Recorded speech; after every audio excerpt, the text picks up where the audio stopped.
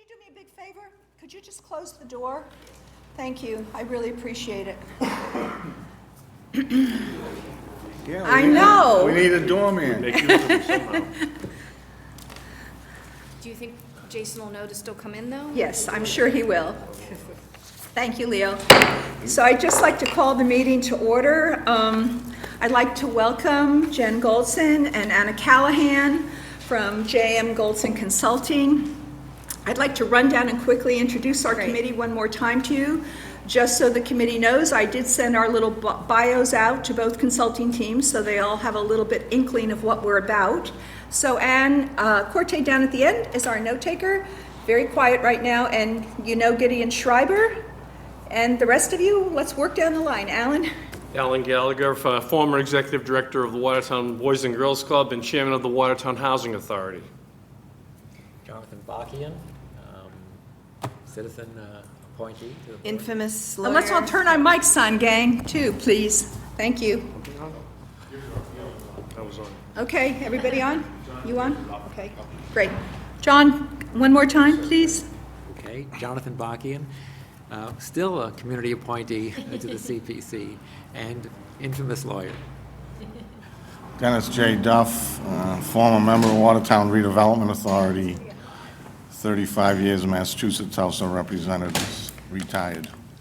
Elodia Thomas, community activist. I'm the chair of the committee, and I really am very excited that we've reached this point in our journey on the CPA. Bob DeRico, I work for the DPW, Parks, and Cemetery Supervisor, and I represent the Parks on the committee. Maria Rose, I'm an environmental engineer for the City of Newton, and I represent the Conservation Commission. Susan Steele, I represent the Historical Commission. I've been on the commission for quite a few years. I'm Mark Truskevich. I'm a Watertown resident and a retired economist for the U.S. Foreign Aid Program. Great. So just to bring everybody up to speed, I asked both consultants to do a 10-minute presentation regarding a little bit of their background, their experiences, and their insights as to how they can go about helping us prepare and implement the CPA. After that, we'll do some question and answers.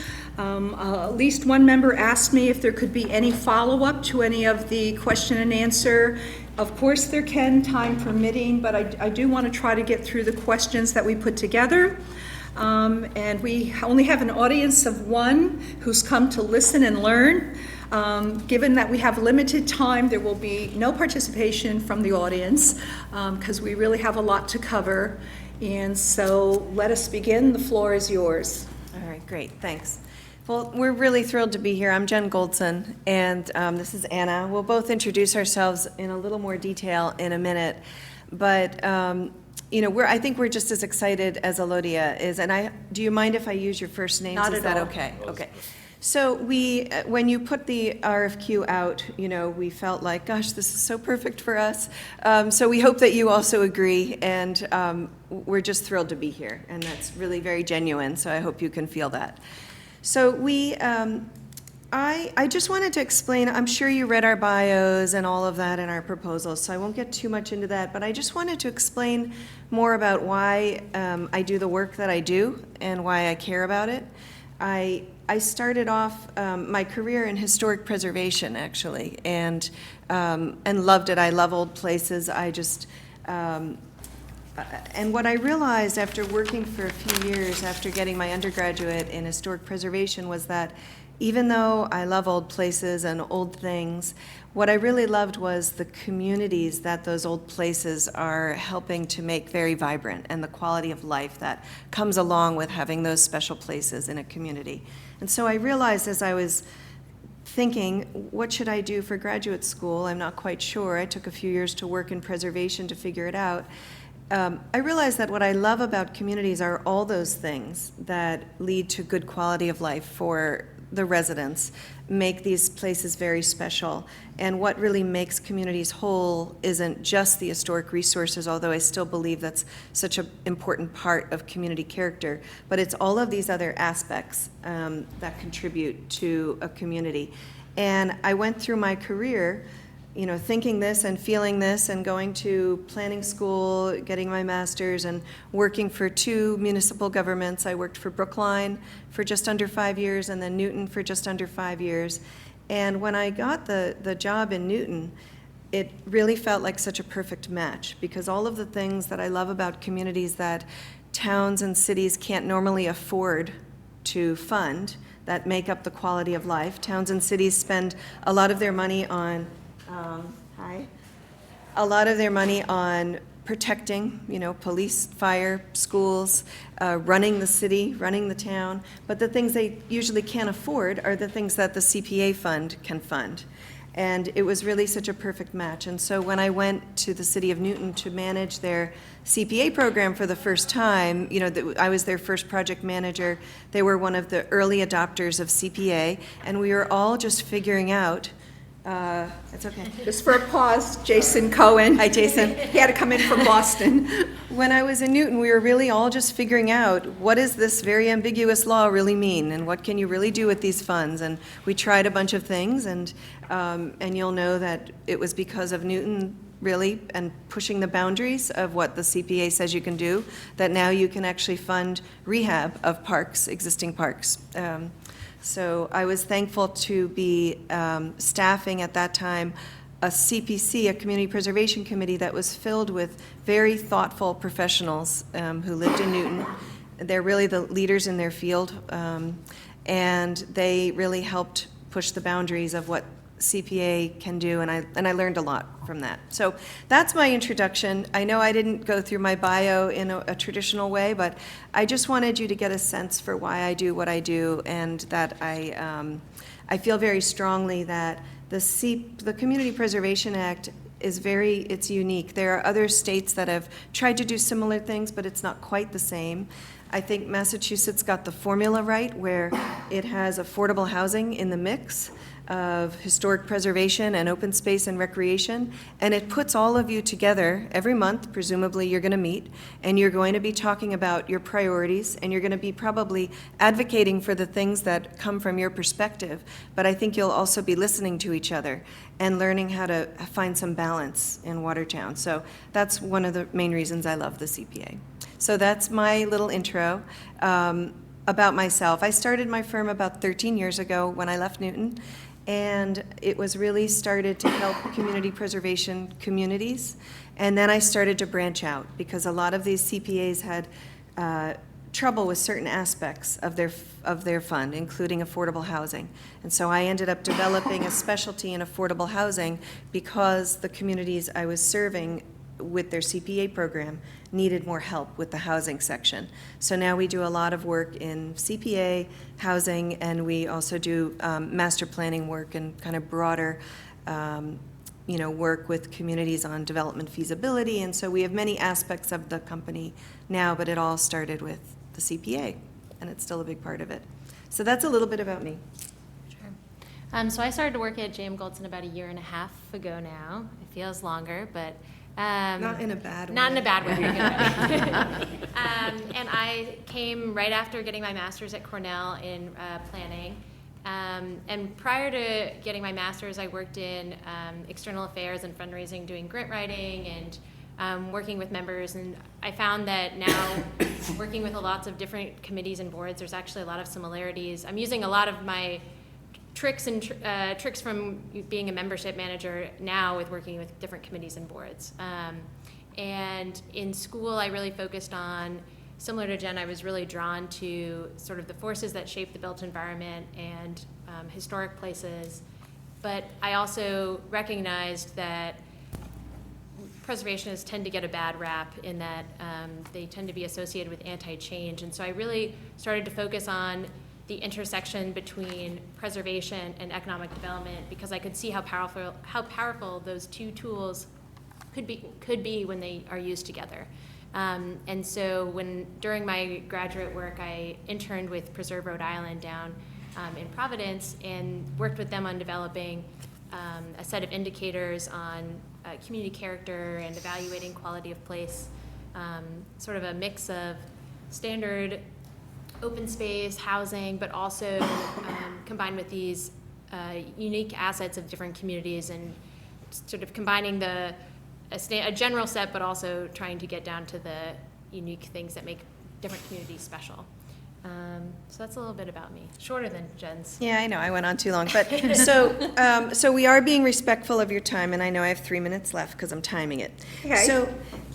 So I did want to talk a bit about why I think our approach could work for Watertown, and there's really 5 points that I want to make, which is on your handout.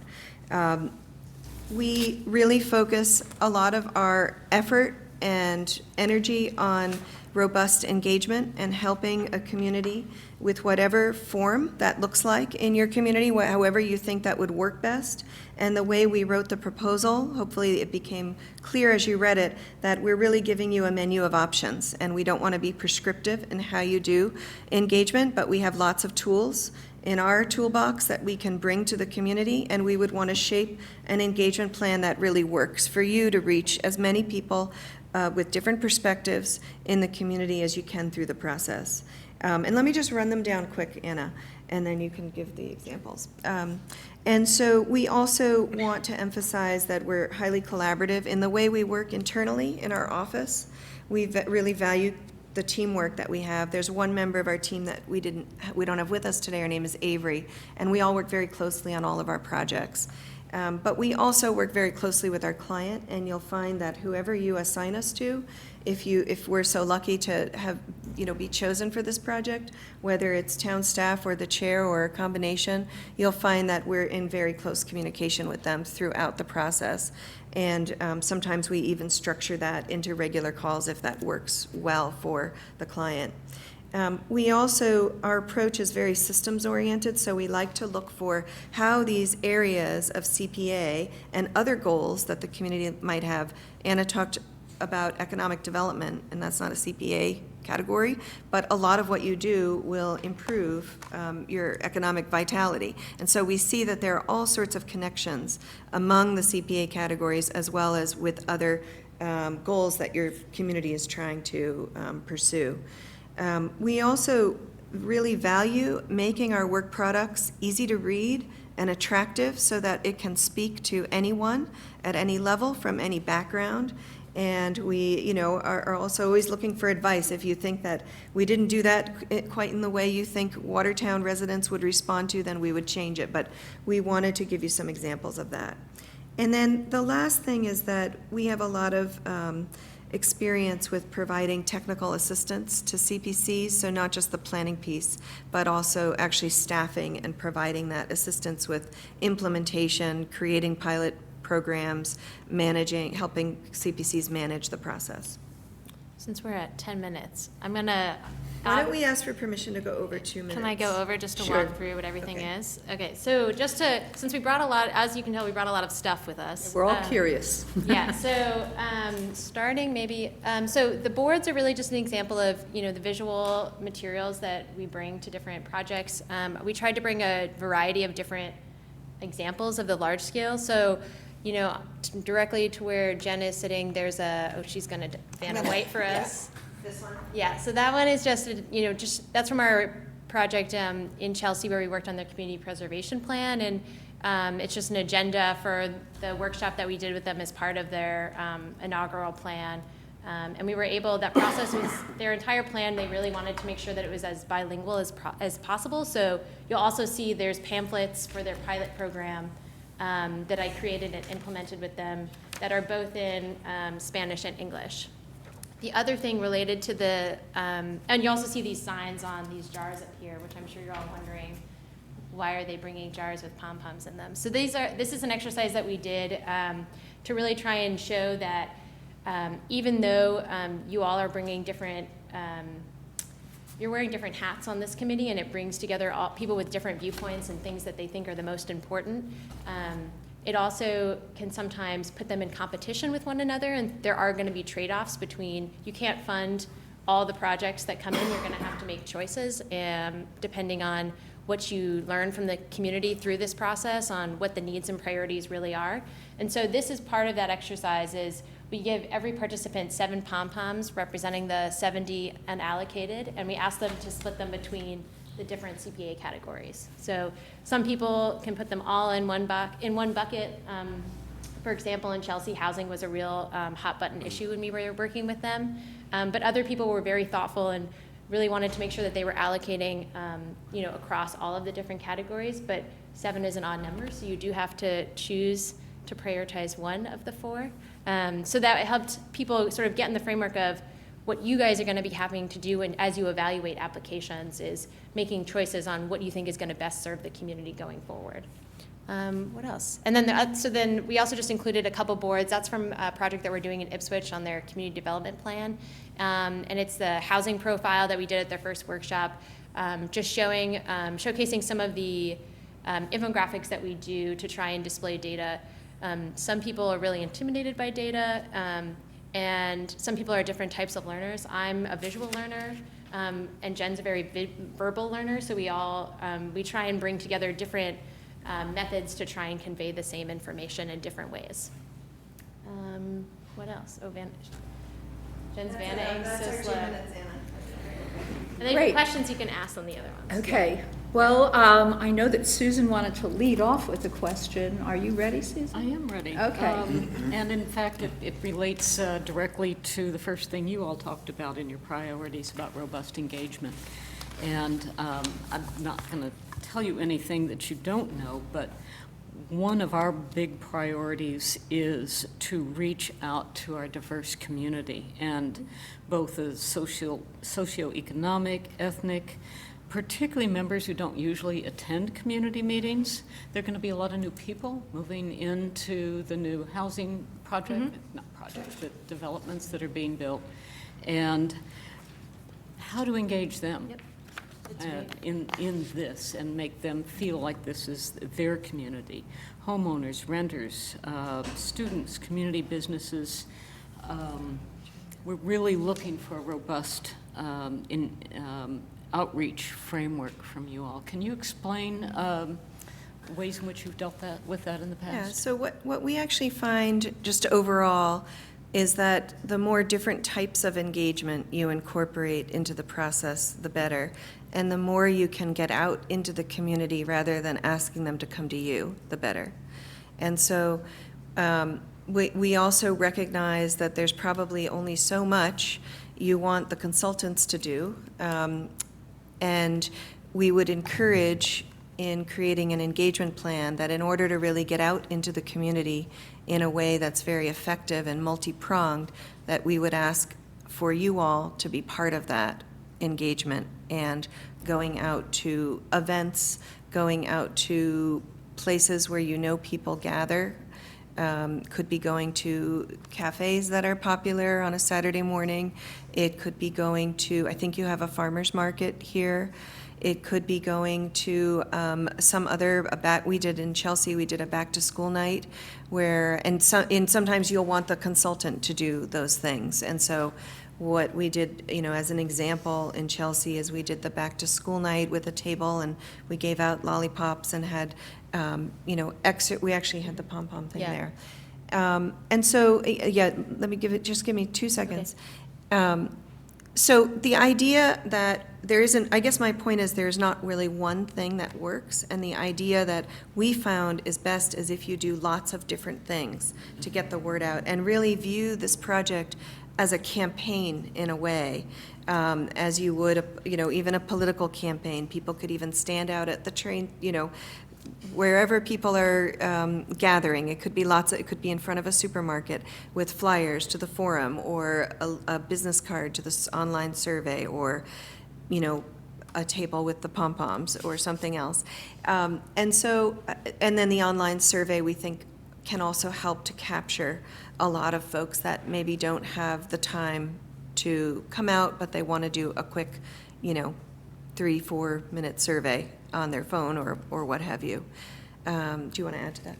Yeah, the only thing I was going to mention is, so even though we did a couple events in Chelsea, we also partnered really closely with the committee members. So at both of the events that we did, they came with us, and that really helped encourage people. They grabbed a friend that they saw and they were like, come to our table, as opposed to seeing us in an unfamiliar face and they're like, I don't know what that is, I'm not going to participate. So it's really a partnership.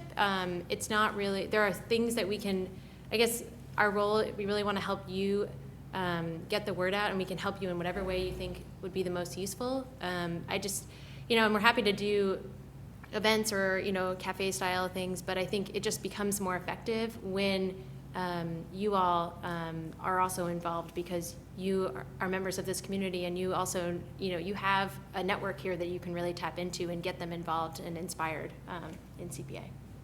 And the other reason we like to encourage, I'm already giving you all homework, we, don't even have a contract with you, but I do like to encourage the committee's involvement at that level as well, because I view you all as leaders of this program, and long after this plan is done, you'll be here if you have 3-year terms, I think, or staggered, what have you. I think that having you get out into the community wearing your I'm a CPC member hat, and I'm here to provide information for you, and can you tell me what you think is important? I think that's also an important role for all of you. And advocating for the things that you're representing on the committee. So you all, Susan, you're going to be really passionate about historic preservation. You should get all your historic preservation people involved, because you want to make sure that historic preservation is a priority in this plan. And likewise, there's open space, recreation, and housing all represented on this committee, and you want to make sure that those different categories are also being taken seriously in the plan. Thank you. Mark, I think you had a question. Yes. We're about to engage in doing a plan, and I want to know, in your view, what part should priorities cited in community preservation plans play in reviewing and ranking applications for community preservation funding? I didn't understand the first part. Could you just repeat that? Well, we're about to do a plan, and so my question is, what role should that plan and the priorities developed in that plan play in weighing applications that come forward for community preservation funding? I think if the plan is done well, the way you weigh projects will be directly related to the priorities established in the plan. I would criticize plans that lay out such broad goals that you actually can't tell what the priorities are. Yeah, one of the things the plan should also, it's not necessarily a tool for you all to be evaluating applications. It's also a way of signaling to potential applicants where your priorities are. So in some ways, you should only be receiving applications that reflect the priorities that you put in your plan, because you're saying this is what we think is the most important because of what we heard from the community. Okay. So, good, Mark. Dennis, I know you had a question that you wanted to ask. Yes, thank you. I'd like to first thank you for coming here today. We appreciate your time. What was your most challenging and difficult project, and why?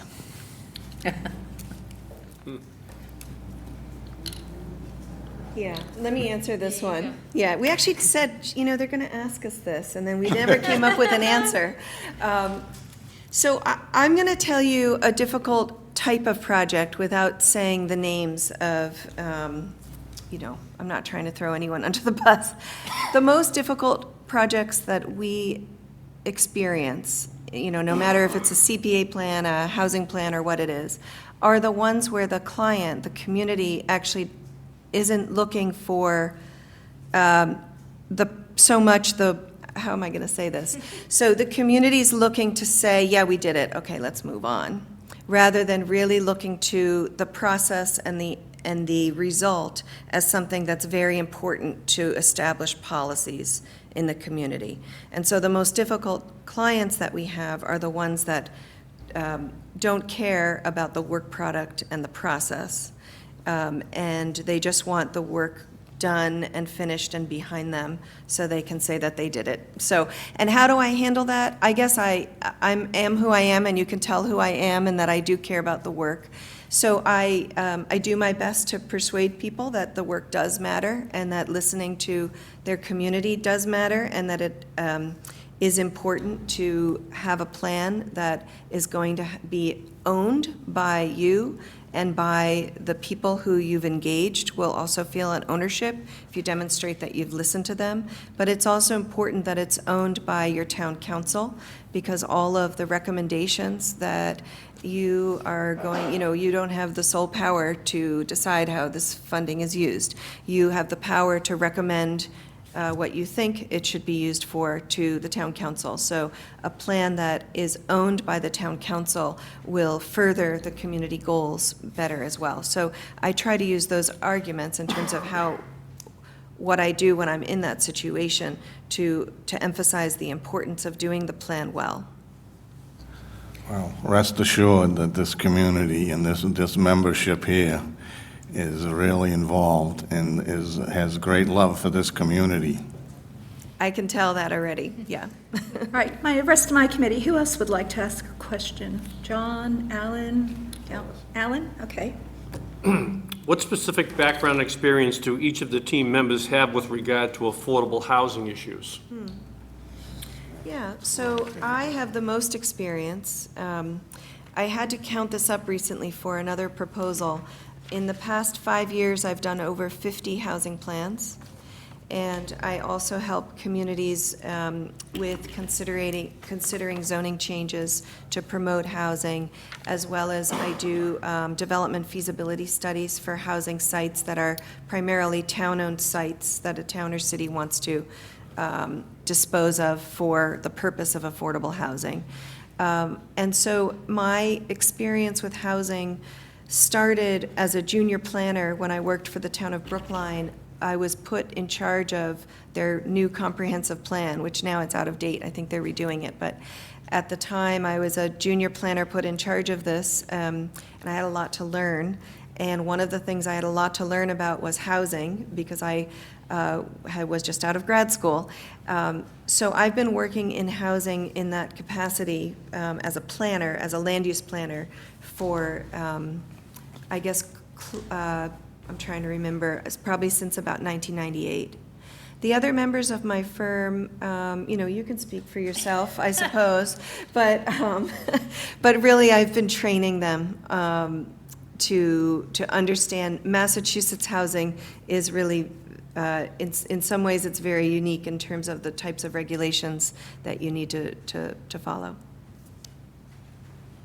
Do you want to say something about housing? John, I think, sorry, I can turn a little bit better right now, but go ahead. Sorry. I want to ask you, I want to ask you a question about brand identity as part of the community process. And so the question is, what are the creative, or what are examples of creative and best practices for developing a brand identity and other, communications tools, and how do they kind of interact? I'll take this. So on the, did we bring the? Yeah, Winchester. With the Winchester stuff? It's right here. Right in front of Dennis, which we can pass around, is one example of branding that we did for one of our projects, Winchester's master plan. So in our proposal, we talked about one avenue, which you are welcome to take or leave, or steal it, whatever, is working with local artists or students or other creative stakeholders in the community to develop a logo or brand, to take it sort of from a grassroots level. But in terms of just best practices, really sticking with something that's one or two colors and really keeping it consistent across the entire marketing. So in Winchester, you'll see that as also there's a pamphlet from the project and from this board. Everything from that project has the logo, it has the same colors, the same font, and it's really consistent throughout it. So when people see it around town, if there's a workshop flyer, everything looks the same, so they're like, oh, I know that's for the master plan, I want to go to that because I'm flagging it in my mind. Same for Ipswich, everything is branded that way as well, and it's clear and consistent. Did that answer your question? Thank you. So one thing, just to add to that, Can you pass that down? we think it could be a great opportunity to work with, Anna said, local artists. I think, is it the Mosesian? Center, yes. Center, and I don't know if there's opportunities to integrate this kind of work, but we just think that it's also it helps develop an identity, not just by you working on a logo. It doesn't take long, just so you don't think it's this long, complicated thing. We do it pretty quickly. It's pretty efficient, but it helps you think through, what do we want to express about our CPA program. Do we want it to look friendly? Do we want it to look very serious? Do we want it to look, I don't know. It's up to you, not us. But I think working with local artists can also be an interesting way, not just to get great ideas, but to engage another sector of the community in the process right away, so that it can actually be seen as, to Susan's point, one of the multifaceted ways that you can engage the community is bring their talents into working with you on the plan. Terrific. I'm just going to give time. It's 4:30, and I did speak with Jen, and she can stay a little past 5 if we need her to, but I just want to be conscious of our time and their time. Well, what time's the next? Next group is coming at 5:30, so if we could end by about 5:10 if we need to, but that way Jen can pack up and get out, they can get out the door, she and Anna. Did you have a question, Maria, or Jason? Sure. Go ahead, Jason. Okay, thanks. First of all, again, thank you for coming in and putting together such a thorough proposal. Really appreciate it. Wanted to ask you, one of the things that was kind of intriguing in your proposal was this bang the table and co-urbanize ideas. I know that there were some, your website had some information about it. I'd like to, excuse me, hear a little bit more from either of you, sort of specifically how you describe that and how it works. Yeah. So both of them are interactive project websites, essentially. They're similar and different in that they allow people to participate and in different exercises that are online, and they also provide a sort of house for you to provide information for people to stay aware of the process as the plan goes on. The two, I would say, of the two, I would recommend Bang the Table, only because, for one reason, is that it allows you to either create your own URL specific to, for example, the Watertown Community Preservation Group, or, something like that. Or you can house it on the town's website under an existing URL. So you can then keep that website after the project is over. So you could tie it to the community preservation plan, but then continue to direct people to that website as as applications are due. One of the things that's really important to establish through the community preservation plan process is a clear way of where people should be getting their information from, because the community preservation plan, once it's over, you're going to want to make sure that people know when applications are due, where to get them, and just have a really easy place for people to get information, or if they have questions, to find out the person to contact. That makes sense. Do you want more? So it's really just, it's an online tool. It's not something that you actually kind of employ at a community meeting or something. It's for people to... No, but we do have interactive polling that we do at a lot of our workshops, where we can post a question and then you can poll in on your phone or someone else's phone if you don't have one, and you can get real-time responses to those polling questions. In both of those, Bang the Table and Co-Urbanize, it has an interactive map where people can place different, identify different community assets in terms of things that they think need improvement, or things that are great and they love about their community, or things that could be better. I can't remember. We can customize those Yeah, too. and you can customize some of the questions. Where can you envision a CPA project? Where would you like to spend the money? We could customize that. I think Bang the Table is easier to customize. There's just more options on that website, but again, they both are pretty comparable in terms We're of... familiar with Co-Urbanize because a big developer in town used that it's to try to woo our community. Yeah, we've actually found that Bang the Table is just more flexible. It seemed like that when I looked at the resources online. Yeah, because we used Co-Urbanize for quite some time for different projects, and lately we've changed our minds a bit. Jason, did you have any follow-up to that, or are you good? No, I'm good. Thank you. Okay, good. Maria? Thank you also for coming. Great proposal. Quick question would be, what's the single most important thing for a first-time CPC to get right? That's good. So I think that beyond doing the plan well, which I know you're going to do because you've put out a really thoughtful RFQ, and I know you're not trying to check the box. After you do that, I think the pilot program idea could really help a first-time CPC. The way that we structured this, Anna actually designed it, and we just did it for Chelsea. We even had a mock application session with the CPC where we had like pretend applications that you had to use the ranking system we came up with that was based on the priorities in the plan, and we just saw how it worked. And we talked about, do we want to tweak that at all? How did you feel weighing these fake projects? And so we did a mock application session, and I think that that's an important, once you get rolling, you're not going to need to do that anymore. But the first time, and I think the nice thing about the pilot program idea is that you can set a maximum limit and then start with smaller projects and just kind of test out how everything's working. You don't need to weigh in on $1 million projects yet. You can, set the cap at, what was Chelsea, 50,000?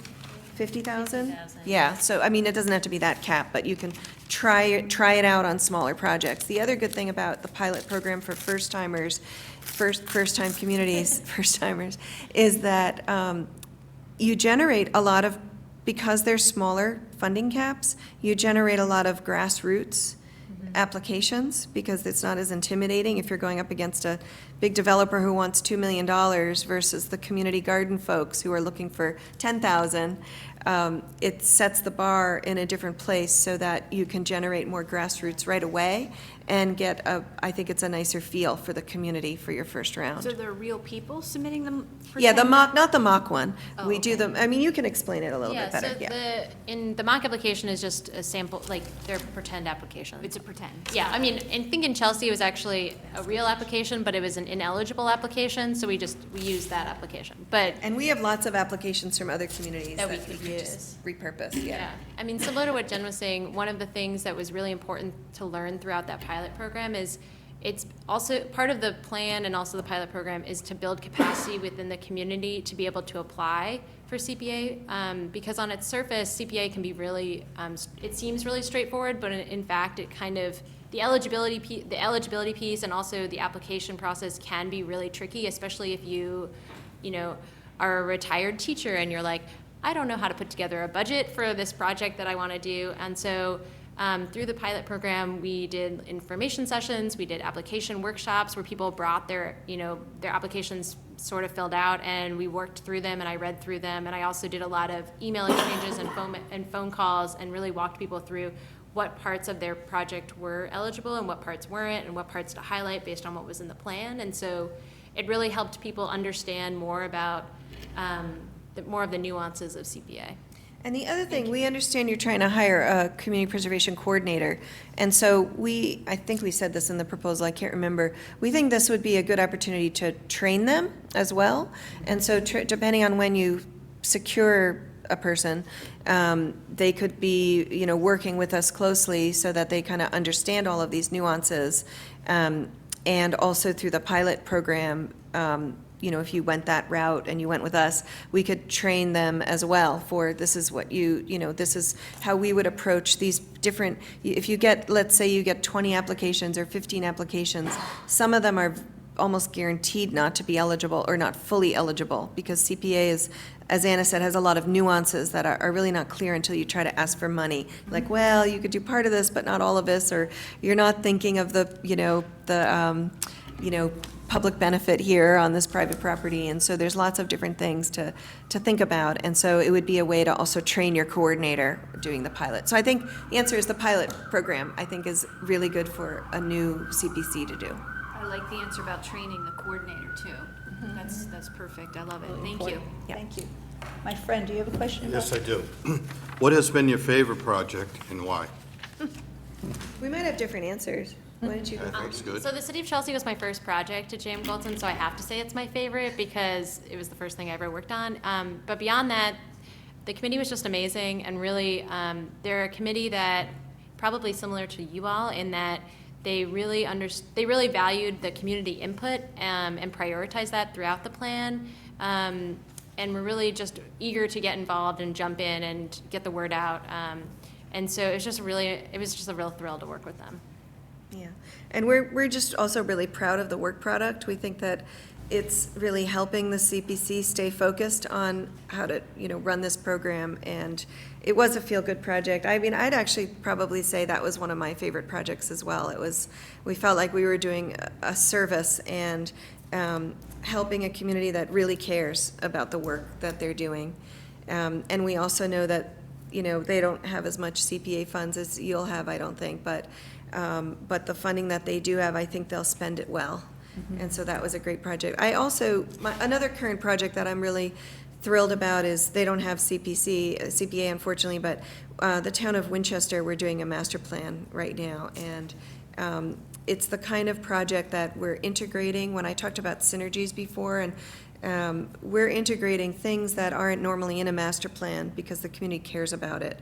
Sustainability, and is really one of the main things that we're really integrating into the entire plan, because it's such an important issue in general, but also this community recognizes that. So I love plans that where we can be creative and, not necessarily follow the strict, Great, thank you, Jen. I've got a quickie question, because I've been doing a lot of spade work right now in town, and that is, at what point and what are the best ways to involve various community leaders in town? We have town boards, commissions, committees, town council, planning department, phenomenal library, which is a real crossroads in this town, the Boys and Girls Club. We have Project Literacy. We are rebuilding 3 elementary schools that have been accepted into MSBA for our high school. We have a lot going on. And so I'm just making lists of all the potential contacts. And could you give me any insight about how you might approach that? And then I'll move on. The first thing that comes to my mind is through the focus groups that we wrote about in the proposal. We like to do those relatively early in a process usually, and we like to involve stakeholder, be very strategic about who you're asking to come so that you have representation from the key, we could just go down that list that you made and maybe add to it, but and make sure that you have representation early on in the project where they sit in a room with the consultant team, and we go through a series of questions to understand what their priorities are. And through that, they also, it's also a teaching moment where we teach what's eligible, and then we talk through priorities. And so getting them involved really early like that, but then keeping them involved. And so you establish a stakeholder list through that you can continue to send information to, encourage to come out to other events that you might hold as part of it. Any And other eventually thoughts? apply for it. A lot of the people That's that you true. listed will probably be applicants, so getting them aware of CPA and also aware of the wheels turning of, oh, I have this project in mind, and it sounds like I could use CPA funds for it, and just having them think about that CPA is now an option that's on the table is, I think, also really important. Great. I know that John has another question that he would like to ask, and so go ahead, John. Okay, thanks. My question is about coming up with priorities for the plan as distinct from projects. And in looking at a lot of websites of CPCs, the language about priorities parrots the statute and uses phrases, at least as far as I've seen, like, the unique character of our community without defining what that is. So I'm wondering if you think it's an issue or a concern about coming up with giving people language to talk about priorities, and giving us language to talk about priorities. And if you think that is an issue, what can you do about it? What can we do about it? I do think it's an issue, and when I made a gentle I tried to be gentle when I criticized other plans for being too general. I do find a lot of plans parrot the statute, and it doesn't end up meaning much at the end of the day. So what we try to encourage really in all our planning work, not just community preservation plans, is to get the community to think through what they really mean. What do they mean when they use that term community character? It can mean a lot of different things. And identifying, well, what assets are very special in this community, and having them think about real places. And the way I found that it works the best, I find that people don't think in terms of goals in the way that a planner does. People think in terms of projects. And I wish that my neighborhood had a pocket park, or a small, they probably say a small park. I wish that my kids could walk to a playground. I don't know if that's a particular issue in Watertown, but they have specific things that they, and I know there's this vacant parcel 2 blocks from me, why couldn't that be a community garden? Or why couldn't that be, something? And so what we let people do is come up with the project ideas, even though that's not all we're really looking for. But then we use that and we translate that into what we think could capture that as a goal. So we look for the themes in all the project ideas and say, okay, I'm seeing this theme of whatever it is. We can word this goal this way, and it could capture that type of project. So we work a little bit backwards, where the consultant and you, to the extent that, you would be very involved with the process as well in terms of our thinking about it. But we find that because people think in more concrete terms, it's easier to get them to think that way.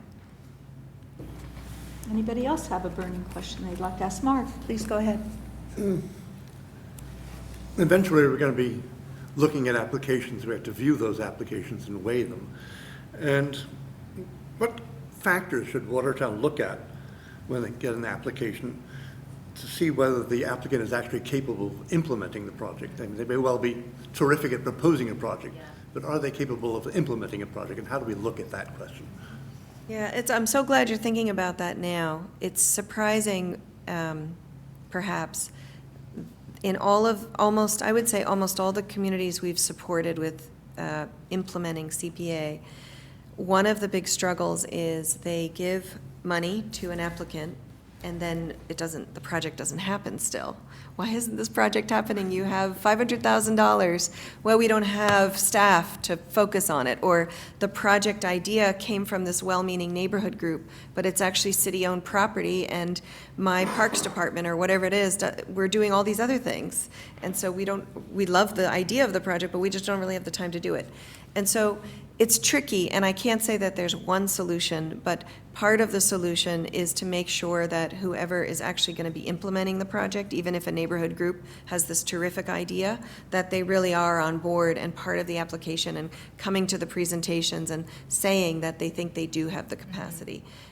The other thing to consider, some communities add in some amount of either admin funds or oversight funds to help these applicants. So, for example, in some of the communities we work they use their administrative funds, and this could be something a employee like your coordinator could do. And part of their job is to oversee, so they would keep in regular contact in a proactive way, not saying, we want a quarterly status report, give it to us, but really contact them on a regular, whether it's every month or every 2 months or whatever it is, to go out of their way to really contact, how are things going with your project? Do you have any stumbling points? Is there anything I can help you with? But also when you're reviewing those applications, to ask those questions and to have in your application process that they need to demonstrate, how is this work going to be done? How much is it going to, how much staff time will it take? Do you need other funding to keep it going? How will you maintain this investment over time? Can you demonstrate to us that you have the ability to maintain it? Because that's another, I know that wasn't your question, but that's another thing that we often find is lacking. Does that answer your question? Anyone else right now? Gideon, you've done so much work for us and been so supportive that I do want to give you the opportunity to ask a question. Gideon, as you know, is our senior planner. I think you've done a wonderful job. We have? Okay, I just wanted to be sure. Yes, Dennis, please go ahead. Could I follow up a little on that last question?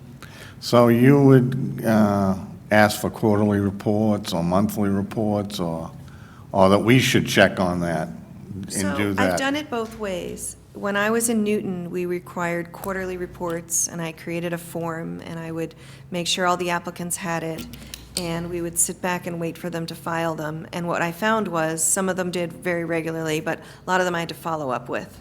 Sometimes I even just had to write it for them. Well, I'm like, well, just tell me what it is, and I'll write it for you. And what So you can do it a number of ways, and some of it is the culture of the community, and some of it is just practical, what you think will, sometimes there's a learning curve and you have to figure out what will work best. We want the information. We don't want to just fund a project, and then a year goes by and we have no idea what's going on with that project. And maybe we hear from an abutter, oh, well, that community garden you funded a year ago, why isn't it built? And you're in a position to say, well, I have no idea. I wasn't asking why or what was happening. So I would recommend that no matter what system you put in place, that you do have a system for following up.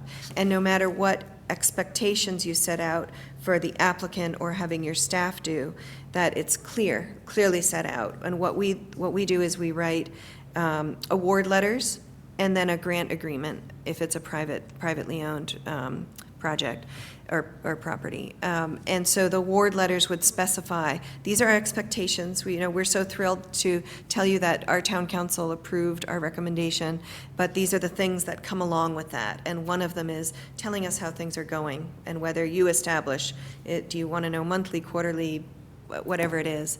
And this is your liaison. Some CPCs establish a committee member as a liaison, and they pick it by the type of project. So maybe you would be the liaison for all the housing projects, or, historic. Or you could do it in another way. Or you could have your coordinator be the liaison for everything. And so that's just a decision that you'll want to make through this process on how you want to stay in communication and track these projects to make sure things are happening and to what level you want to help people troubleshoot. Is there some kind of penalty? I mean, how do you, quote, enforce?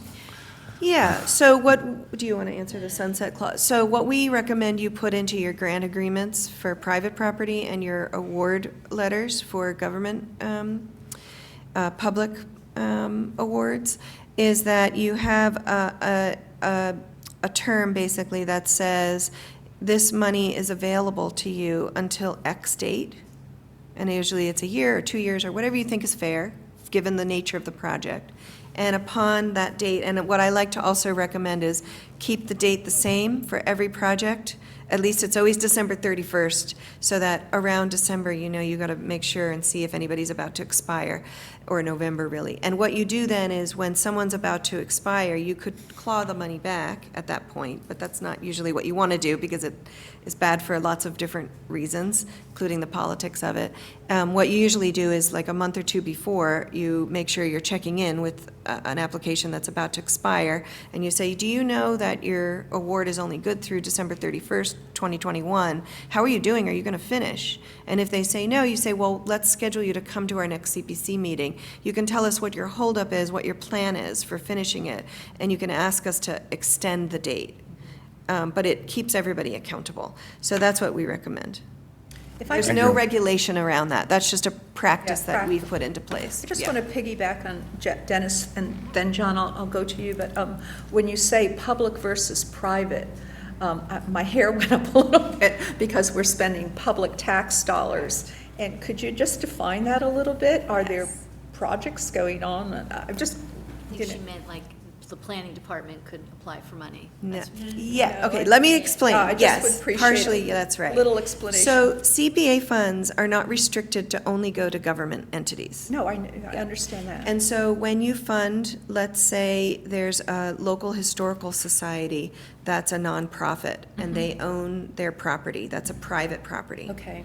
So when you use any public funds, including CPA funds for, you're not allowed to use public funds for a private purpose. So you have to show that you're using the public funds for a public purpose. Benefit. Yeah, exactly. And so the public purpose in the case of an historical society would probably be that you would require a preservation restriction to protect your investment, but also to ensure that the property is never demolished. Maybe it's protected in some other way, and maybe it's the belt and suspenders technique by, requiring a preservation restriction. But that would be a demonstration that you're using the funds to protect this property forevermore. And even though this private entity is then using it to replace the shingles or fix the windows or whatever the case may be, you're demonstrating that. And so you'd have a different type of agreement. So for the nonprofit housing authority, historic society, you would have a grant agreement between the CPC and in Chelsea. Did the town the city, I'm just trying to remember who signs that grant agreement. In some communities, it's the CPC that signs it, but in city other signs it. communities, the city actually signs it. Signs it. Yeah. I know So- there've been some communities that have had problems. I've been reading up on these cases. Yeah, so the town would sign the grant agreement between them and the Historical Society, saying, these are the terms of your grant. Great, thank you, Jen, I appreciate that. Yeah. I just want to say it's 4:55. Okay. I know that John has a question, and then we're close to ending. I think I'd like to give you the opportunity to say, do you have any question for us, given our questions, or you're getting a rhythm of our committee? So hold on to that, but I just want to let you go ahead, John. Just briefly, in your proposal, you identified the two of you and Avery Wolf, and could you give us, some sense of what percent of the time, Sure. whose face will we see? Who will we be working with? What, how much? You'll see both of us, for the most part. Anna would be in charge of all the regular day-to-day kind of communications, logistics, making sure everything's going smoothly. And she would also be working on a lot of the research and putting together the profiles and, information. She'd be doing a lot of the organizing and the logistics, and, we would talk about who's at which meetings. And so the idea would be that you would have me at all of the public meetings, and anything that has kind of an impact on how the plan is about to change or pivot. And so we would think about the CPC meetings and which ones are more like logistical meetings where you're reviewing materials and giving feedback or something like that, and which ones are you really making policy decisions at. And so what we try to do is be very strategic about who you see when.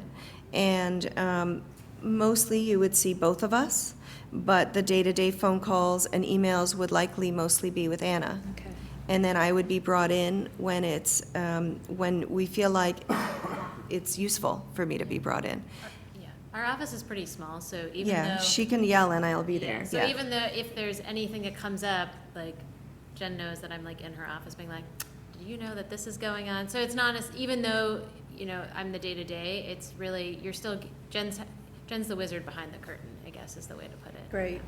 So the other person, Avery, she helps a lot. She's our planning assistant, and she helps a lot at events and things. So we'll have already designed whatever exercise we're doing, and we may send her to run the farmer's market table on a Saturday or whenever it's held. We may, we'd probably solicit her if we're running a public forum or an open house style where we need more hands than just the two of us. We would have her assistants, at the sign-in table, at manning one of the stations, staffing one of the stations, or what have you. And so you'll see her more as a support person to us, but the two of us will be the primary people that you interact with. Thank you. Mark? Just a quick question. Sure, What thank would you plan to do for us in terms of a website and social media presence? So that's a big question that I would put back to you. And so I don't know, I know that there was some confusion over whether we should have submitted the budget or not. And I think that I'm not going to talk about that right now. But what I want to say is that I'm not trying to evade your question, but I also know that we probably can't talk about the budget right now because of the procurement laws. But what I would say is it really depends on where you want to put your priorities and what you want to fund as part of our work. And so a platform like Bang the Table has a subscription cost and an oversight cost. Things like social media we would probably provide, and that's actually a little easier to answer because it doesn't have to do with the budget. We would probably provide you with blurbs if you want them to help. Materials, and then you would either individually post on your own Facebook, to your friends, or if there's we didn't do this research, so there may or may not be a town Facebook page or Instagram or whatnot, but then we would work with the town staff to make sure that anything that's official town social media gets posted in the way that it's supposed to be posted. But we would support you with the material and the information, yeah. It'll be helpful when we get to that point to maybe that we need to think about breaking out the CPC structure that we're looking for, the website issue, and the bang the table, because I realize those are three different things. I personally view the CPC as totally to revolutionize our community. I really do. I feel that if we get it right, we can change so much in this community. Watertown is under onslaught with development. People don't feel heard, they're angry, they're disengaged, there are other people that are excited, and I really view this as a project that we as a team bring this community together and do something that's fun and exciting, and that's why we're so committed to getting it right. And so the materials have to be modern and clean and jazzy. In my mind, I'm tired of looking at caca brown all over this community, on our website, on our signs. I really want to do something fresh and exciting for people. And we're going to stumble because we're all new to each other. But we're looking for that kind of excitement and guidance and give and take to really do a bang-up job.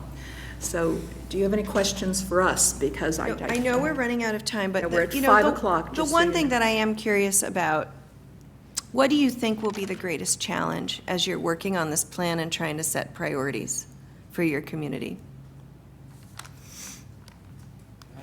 Take a shot at that? Sure, take a shot, babe. I think that obviously since we're all so new to this, every opportunity is going to seem like, wow, this is great. Like that sounds like a great idea.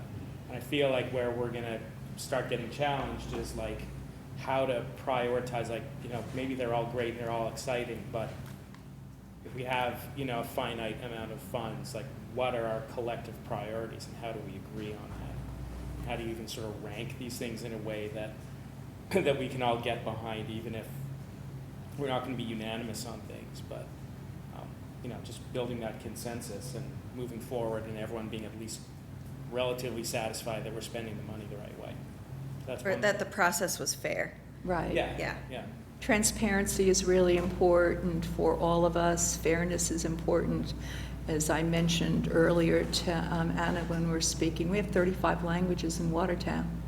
So it's really, Susan, is, her first question, we really want to dig into our community and make them feel that this is part of their community. They're part of this experience, not just planning isn't running it, we're not running it. It's a community-driven affair here. Anybody else want to add or answer that question? I can add a little bit. I love your answer about, which was the question one, about how do we do a robust outreach, that you had so many different ways of doing it, because I think there's a lot of families with little kids, and people are very busy. So I feel like the people that are going to come to these meetings are the people that are already engaged. Mm-hmm. And so I think a challenge will be to engage those that are not able to have the time to be engaged and figure out what are their priorities so that we're not just listening to the loudest birds in the flock. Or the same old birds in the flock.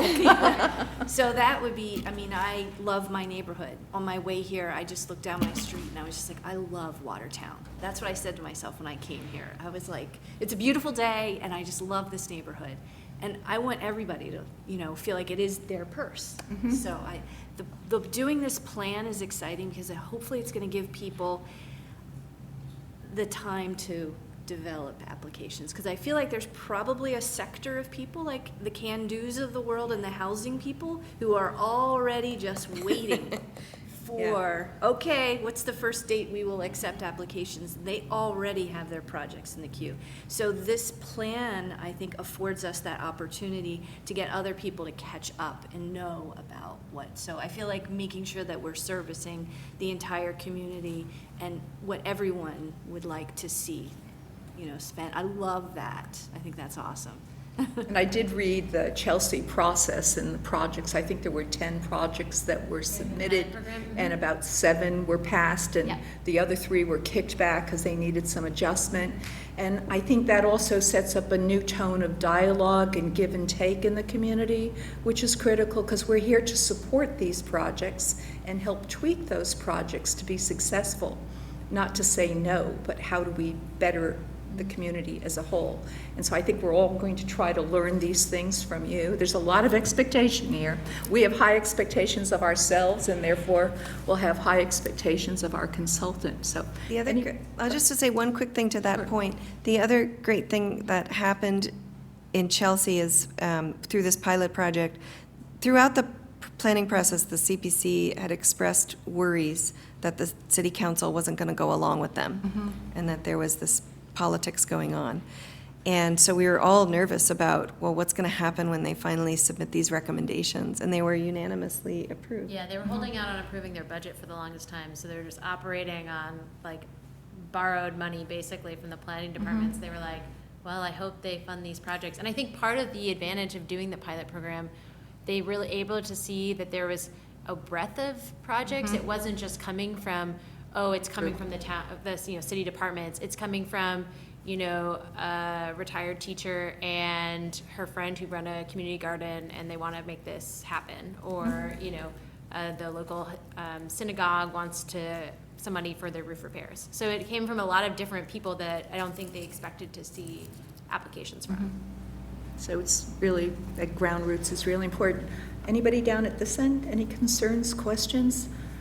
Anyone else? I just want to call time then. Anything? It's 5:06, Jen. Thank Are you. We good? just really appreciate the time you Yeah. gave us today. And Thank you so very much. much. Thank you. Thank you. Really appreciate it. Appreciate the You candy. Likewise. Can we help you gather up Oh, things no, here? just, you should Okay. go about your business. We'll be fine. Take a break. I might just take a Here, I'll take the cup. Do you want to do a recess? Well, we will be on camera. No, No, they can pause it. they can pause it? If you say, Nick, you can pause? do a recess? Okay. Planning I was zoning. told we could.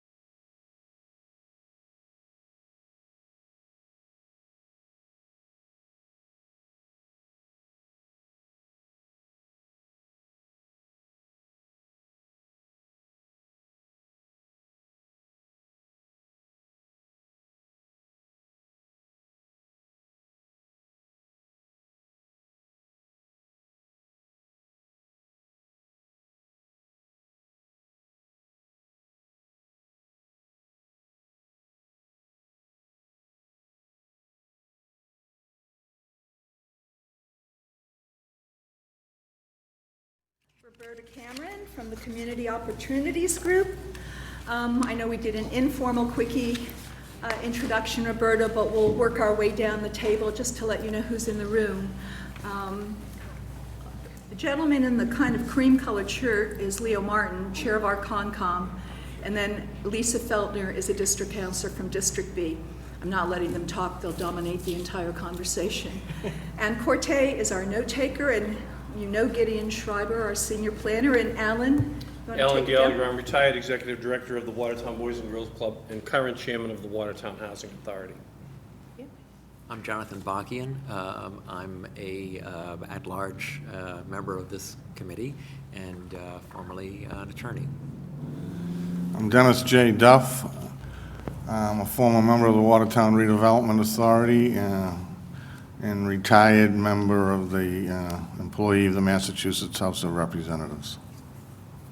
I'm Elodia Thomas. I'm a community activist. I'm the chair of this committee. Bob DeRico, I work for the DPW. I'm the Parks and Cemeteries Supervisor, and I represent the parks. Maria Rose, I'm an engineer for the city of Newton, and I represent the Conservation Commission on this committee. I'm Susan Steele. I represent the Historical Commission. Jason Cohen, I'm the planning board representative and practicing architect in Boston. And I'm Mark Kirchkevich. I'm a citizen member of the committee, within one of Watertown's historic landmark houses. So as I wrote in the letter that I sent Roberta, we were hoping for a kind of a 10-minute presentation from you regarding your background, experiences, insights as you think about how to help the Watertown CPC prepare and implement the CPA. Then we'll go to some question and answer from the group, and we'll have some follow-up questions, time permitting. We have two audience members. They're here to listen and learn and get really smart about all this CPC stuff, all the CPA. So the time is yours. Great. Well, I appreciate your having me here today, and I really appreciate what a capable board you are. You are really fortunate to have so many people who are really well-versed in all of the issues that you need, not only the program areas, but organizationally speaking. So I am sure that I have a lot more to say than you want to hear. So I'm going to just try to hit the highlights and be able to move on to the conversational part of our interview. So just an overview about Community Opportunities Group. We've been around for 40 years. We're actually celebrating our 40th anniversary this year. Principal Peter Sanborn was one of the founding partners of the group. We do community development and planning services throughout New England. We have about 15 staff members who work in cities and towns throughout our client communities. We have two planning staff in particular, senior planners, Courtney Starling and myself. We both have, she has more than a decade, I have more than 20 years of experience in planning, consulting, and municipal government. We're both AICP certified. I in particular have extensive experience with CPA, not only through the planning work that we do. Our planning portfolio in Community Opportunities Group is all of the program areas, strategic planning around each of these areas, as well as CPA planning. But I personally am the chair of the CPA committee in Medford, where I had previously led the campaign to adopt CPA in 2015, which was obviously successful, and I helped the city with the implementation, with drafting the ordinance, and then being the principal writer of our CPA plan in Medford. And I continue to have a very hands-on role. I help to hire our staff person, and I continue to be her principal supervisor.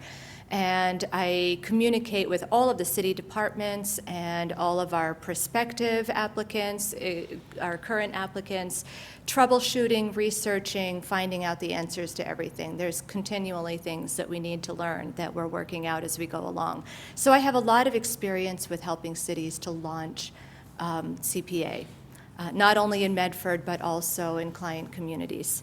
So our approach is informed by both consulting, my decades of consulting experience, as well as this experience on the ground.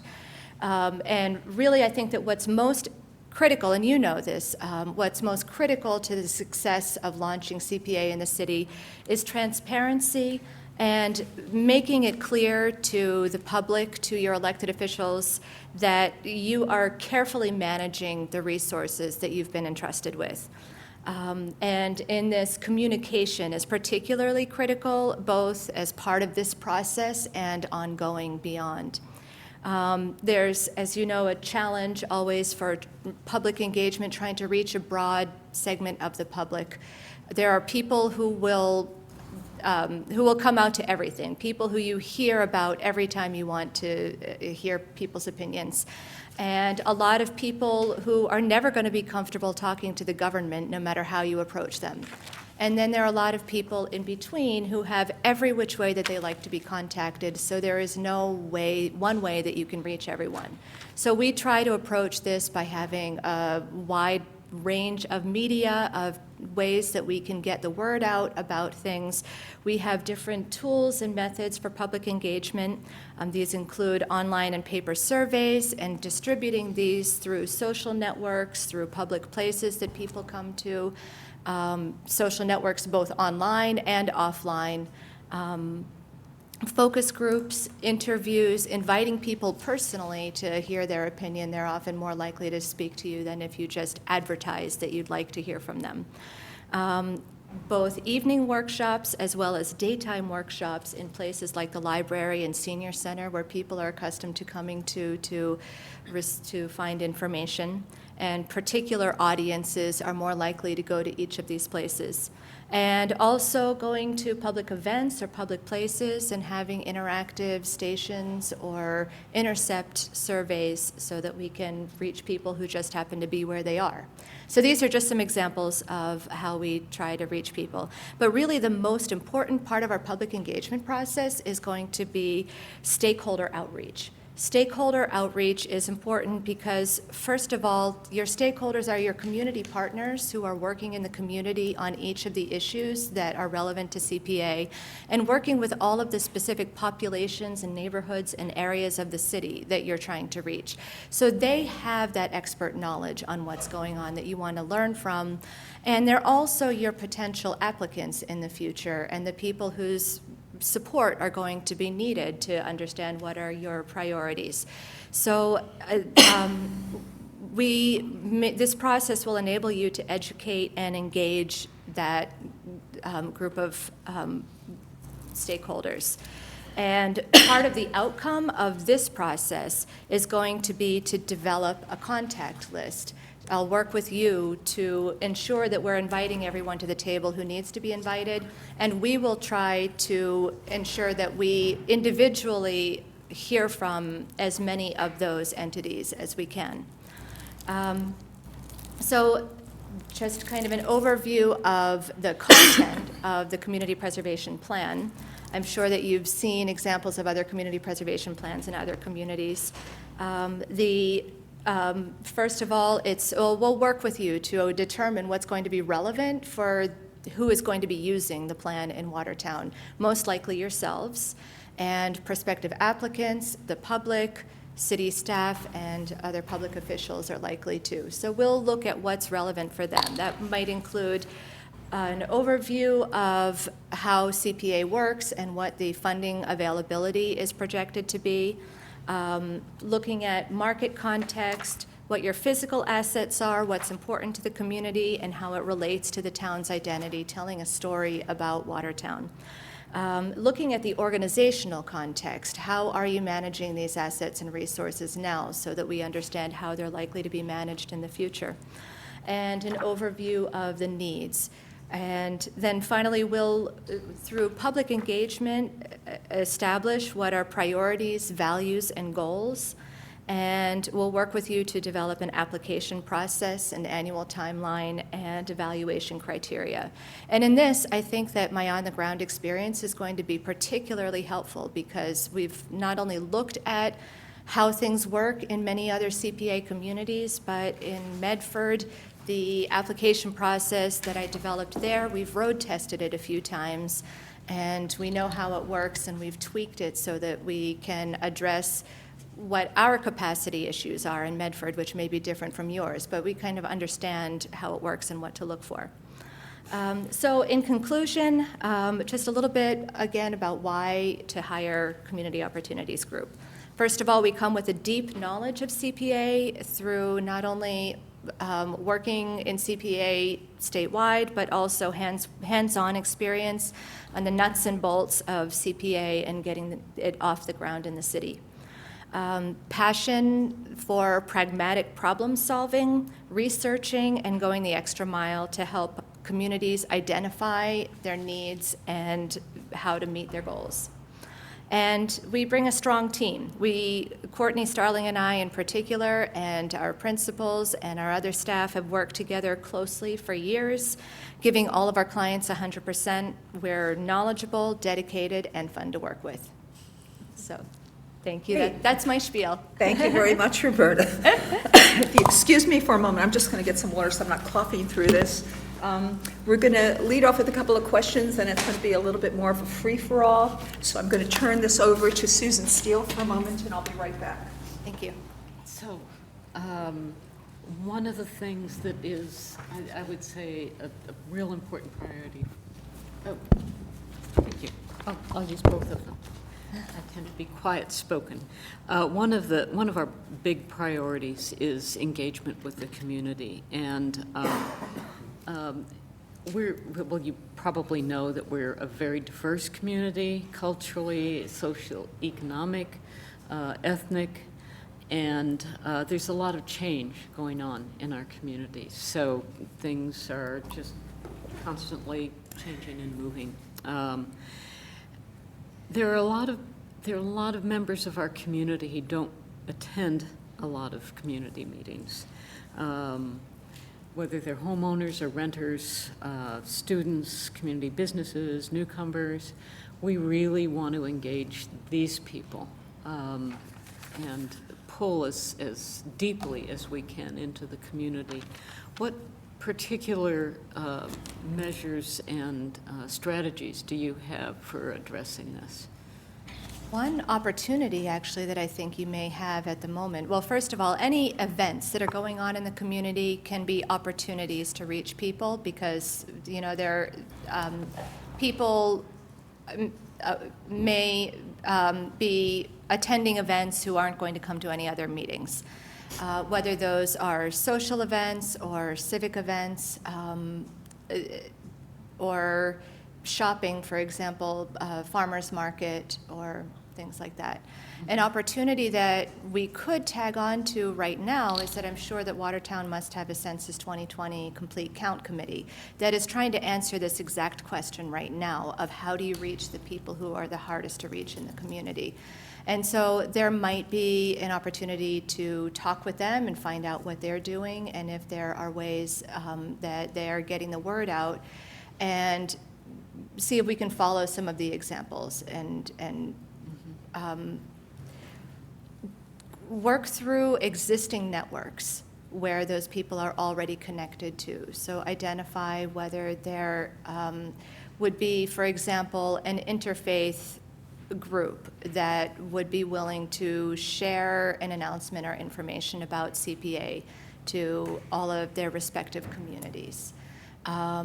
Or school perhaps would be willing to share information about CPA. People may still not come to meetings, but we can also advertise the survey at the same time as this. And ultimately, if there are people that we still just can't reach, we recognize that. So our outreach is going to have an acknowledgement of who's represented among the people who respond, so that we can compare that with your population and know who's not represented so that we can take that into consideration as we evaluate the results of the public outreach that we do. Thank you. Mark?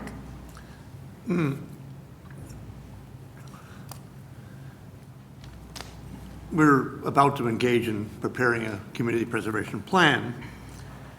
And one of our questions is, what part should priorities cited in community preservation plans play in reviewing and ranking applications for funding that we eventually will get?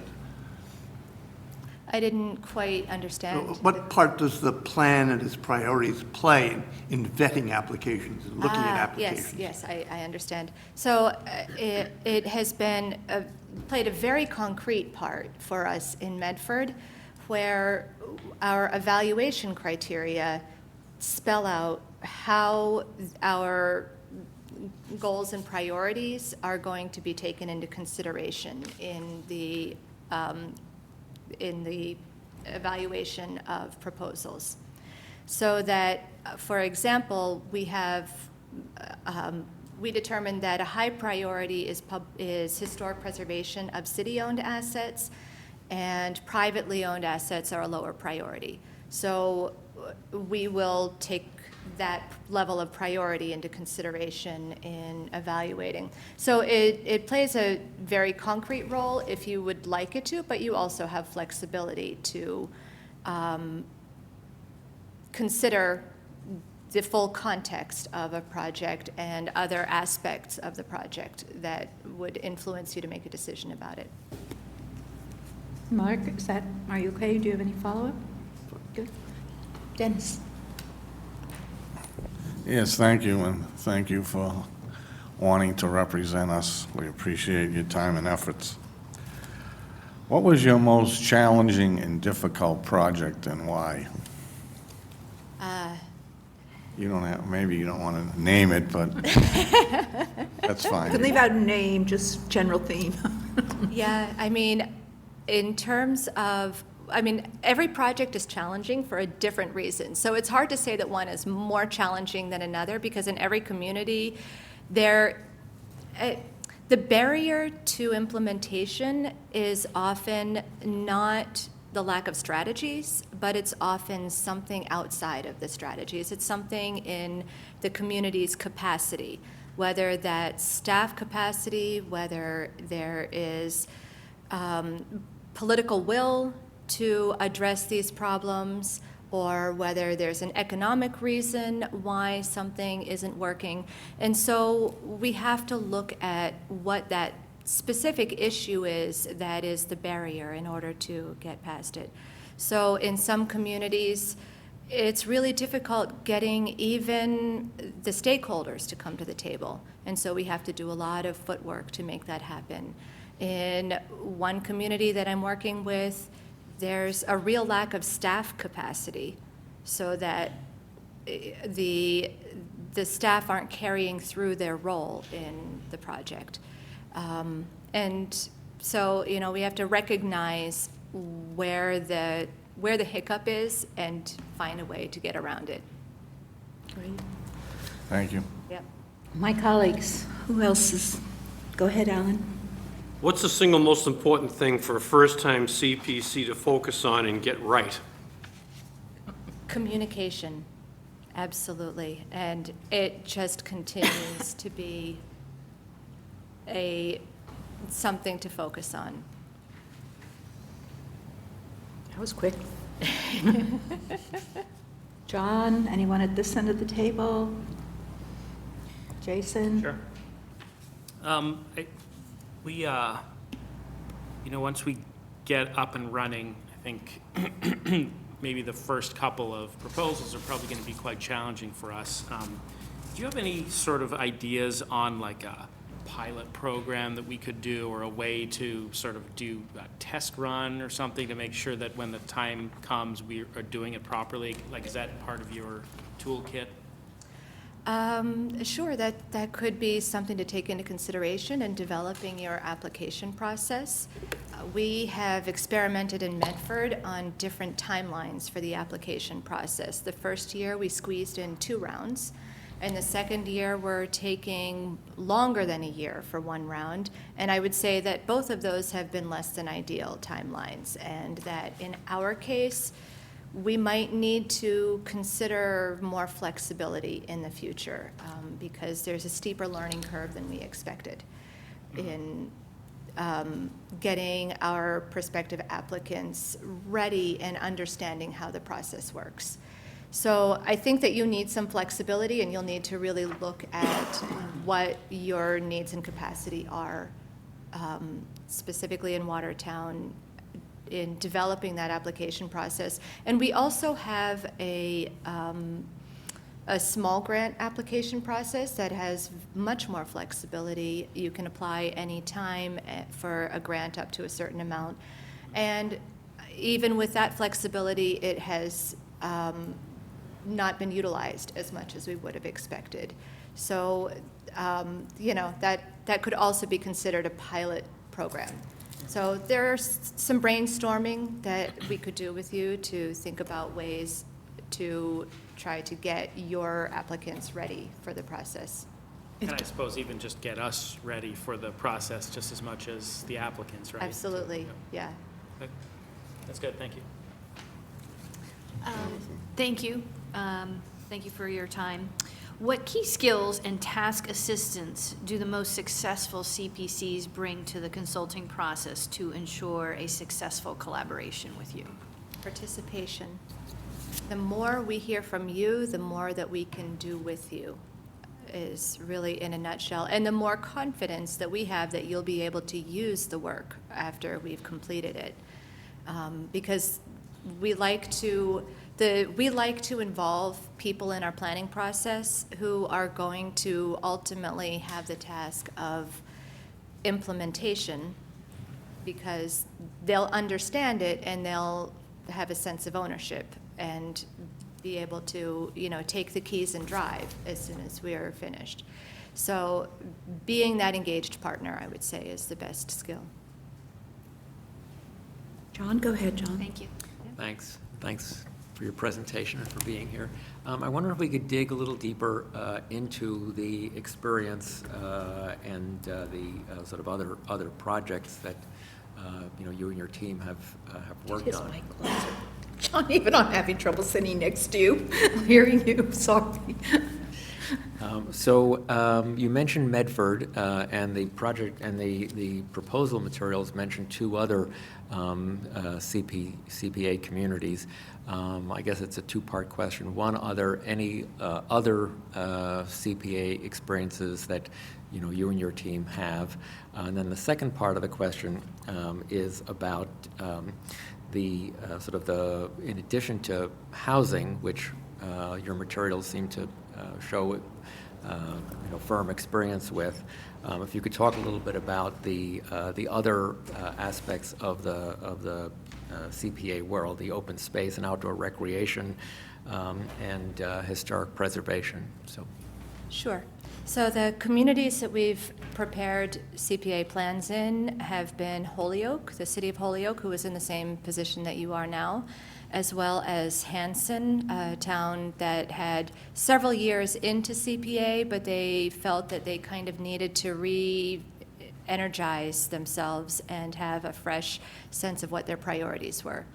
And we've also worked with several communities that were considering adopting CPA or looking for ways to address these needs, or who already have CPA, and we provided some input on CPA opportunities and priorities without actually preparing a CPA plan. In addition to the housing studies that you've seen, we've recently completed an open space and recreation plan in the town of Groton, and that was a really significant effort. One of the things that we found in Groton was that they've got almost 1 acre of open space for every 2 residents in the community. So It's not our problem. But with that comes a huge responsibility for managing all of that open space in a really small town that is entirely dependent on volunteers to do that. They have about 100 miles of trails. That's all managed by volunteers. And so ensuring that they continue to bring volunteers and their stakeholder organizations to the table was, I think, the key outcome of that planning process. in addition to what the state is looking for, because they don't mention volunteers in the state's format. But that was really, I think, the biggest issue that we saw in that community. And we do a lot of master planning, which entails all of the program areas. We do open space and recreation planning and historic preservation planning in the context of master plans. The town of Air immediately comes to mind. Our Air master plan had a historic preservation element that contained a lot of the material that we would want to see in a community preservation plan, and establishing the context, but also looking at what are some of the needs and opportunities for historic preservation. Thank you. Hunting down my line here, I have a neck problem, Roberta, so I'm not a naughty doll, but I have to keep making sure I'm including people. Okay. What has been your favorite project and why? That's a really good question. A couple of favorite projects. Holyoke was one because, well, we love communities that are underdog communities.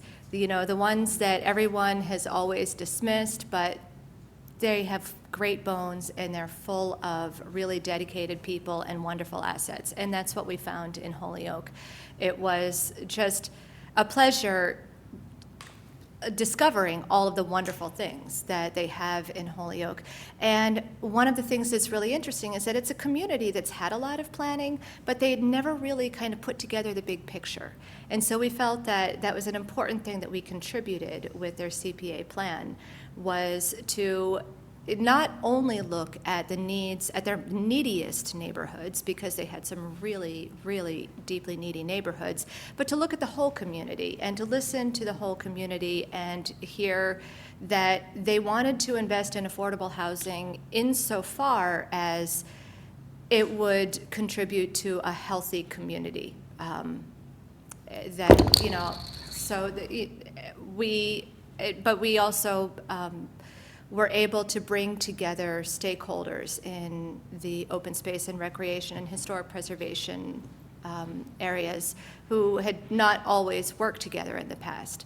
So it kind of felt like we were really building something in that community. Thank you. Mark? Go ahead, Mark. No? Well, eventually we'll finish a plan, and we'll eventually begin hopefully receiving applications for funding. And I'd like to hear from you about what critical factors Watertown would weigh in determining whether an applicant for community preservation funding is capable of implementing a plan rather than proposing it. I mean, implementation seems to be a key part here. And what should we look at in the applicant to see if they're capable of implementing?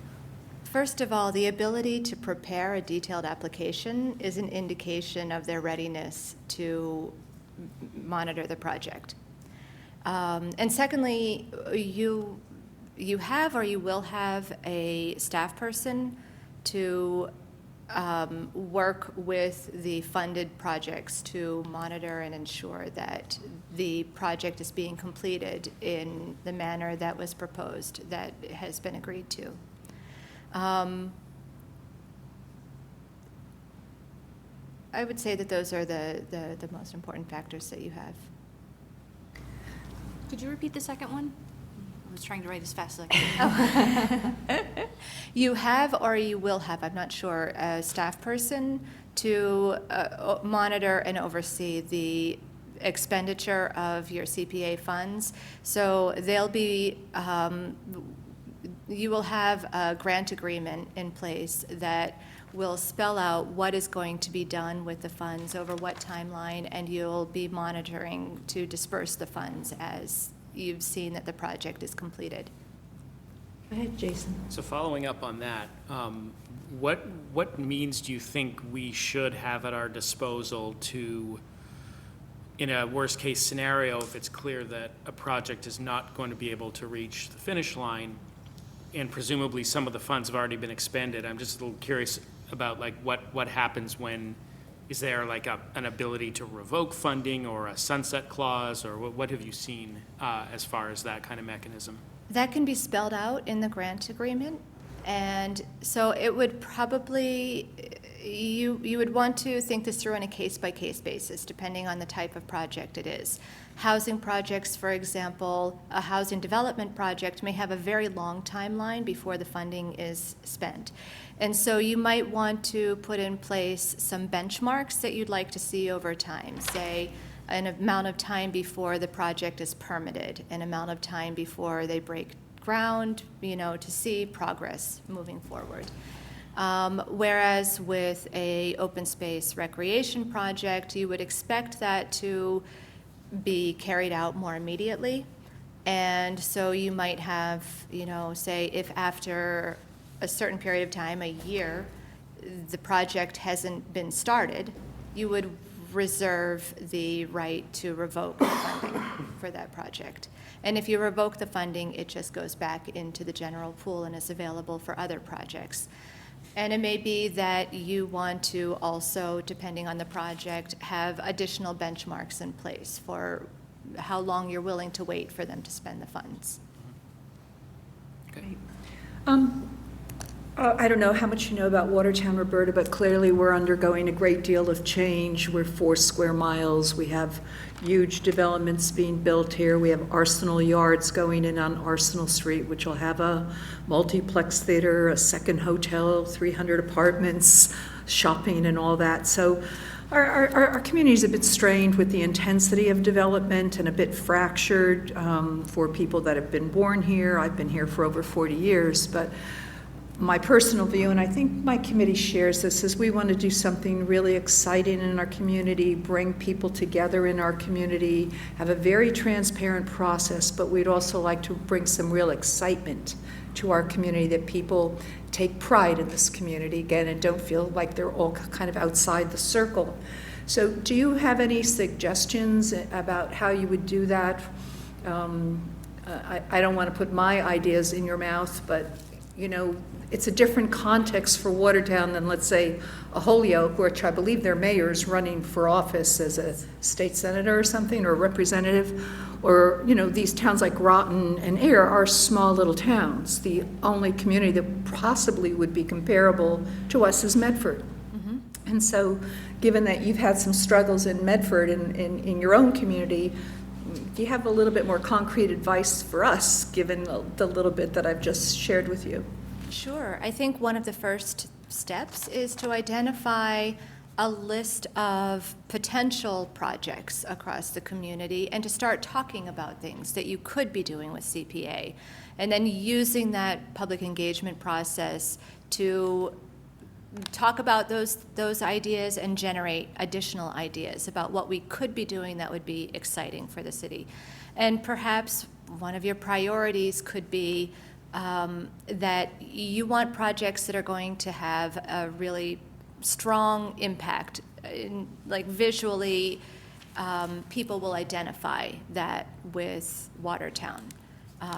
For example, in Medford, some of our first projects funding has gone into our Chevalier Theater, which is becoming a really big concert venue in the city after decades of trying to pretty much save it from destruction. And the Condon Shell, which is a hat shell that's on the river overlooking the Mystic River. It's in DCR-owned property. And we've just begun having a lot of community events there, and our farmers market was relocated to that location.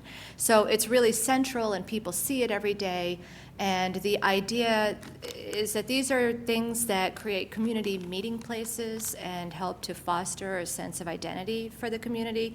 And so those are really positive places to see our CPA funds going to preserve those places. So Watertown, very likely, you also have some of these places that are will really help to foster a sense of identity for the community. Go ahead, John. Thanks. So talking about the plan and talking about the identification of priorities in the plan as distinct from selecting particular projects. In looking at a lot of different places, CPC's websites, it strikes me that there's a restatement of portions of the CPA, the Act, as priorities.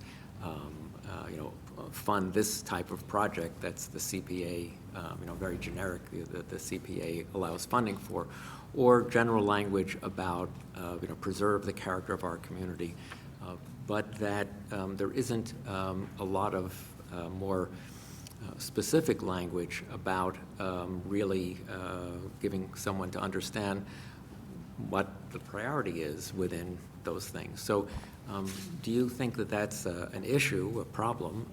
And if you do, you have suggestions about how we might talk to our community to help them articulate priorities as distinct from projects, and how we ourselves might talk about priorities?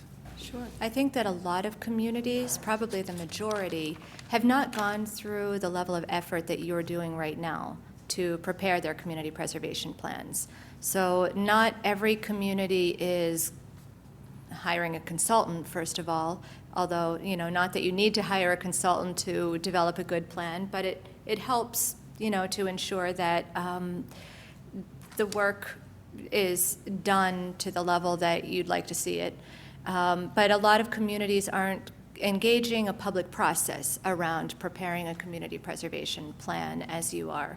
So already, I think just your intention to be more specific and to articulate a vision just, that reflects Watertown is going to result in your finding that being able to articulate that identity in your plan. I have another question, but I don't want to step on any of my committee members. Go ahead, Dennis. Thank you. Could you tell us how long from when the CPC was voted in Medford until the first project appeared, like on your desk, so to speak, how long the process was? A year, 2 years? Sure. The act was enacted in November of 2015, and it took us about close to 18 months before a committee was appointed. Our city council was very slow in drafting the ordinance. It's an issue that I think is probably, communities have that problem for different reasons, and our reasons for being so slow, I think, are unique to Medford. But once we drafted the ordinance, then it took a few months for the committee to be appointed. And then once the committee was appointed, we could travel at our speed. And so we developed the plan. We began in May and launched our application process in November, and actually funded our first project, I think, in December of 17. So 15 to 17, it was 2 years. Thank you very much. Yeah. December. Thank you. Roberta, everybody talks about branding, whether you're branding a community or a company or yourself these days. And do you have any experience in terms of looking at communities that are doing an effective job on that, of setting what the CPA is about in various communities?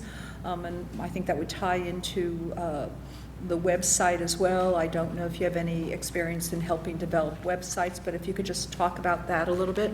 Sure. A really funny thing is that the logo that everybody uses for CPA, we designed in This one? Medford. Pretty much, yeah. Yours is slightly different, but it's the 4 blocks that have the city seal and these different program areas represented. We developed that in Medford. We had the idea, we hired a designer who developed the image, and every time I Google something about CPA, now I see more communities that have adopted our image. Too bad for our designer who didn't get the I tried to royalties find for out that who did this picture. one. I can't find it. It's used by many people, Yeah. but it's only 3 blocks. So yeah, we've had experience in doing this for Medford, obviously. I don't love our website. If you look at our website as an example, it was built by a volunteer, and so, you know, it has all the content we want. That was the thing that was important to us, was that we have our own website so that we can control what information we make available to the public. And we try to make sure that as much as possible is out there and that it's findable in the website. It's far from perfect. When we went to Holyoke, we really needed to work with them on this because at the time, they had no staff supporting their CPC, and their committee really didn't have the capability that I think you all have to be able to manage this on their own. And so we ended up working with their Office of Community Development, who had funded our project out of community development funds, to get some staff support to make sure that meetings were advertised, to make sure that they had the ability to communicate with the public at all. And so they built a website, and I helped them to advise them on building their own website and what content would be important to include on their website. And really worked with them on developing a communication plan to be able to reach people. So not only online, that only reaches a shallow range of people who are reading social media online, but utilizing cable TV, newspapers, reverse 911, organizations in the community who are willing to partner and share your information is all important. And then following up with providing signage for all CPA projects, you know, using a recognizable logo on all CPA projects, everything related to CPA, and working with other entities to continually ensure that they know who you are and what you're doing. Great. And that's really personal, one-to-one communication. Maria?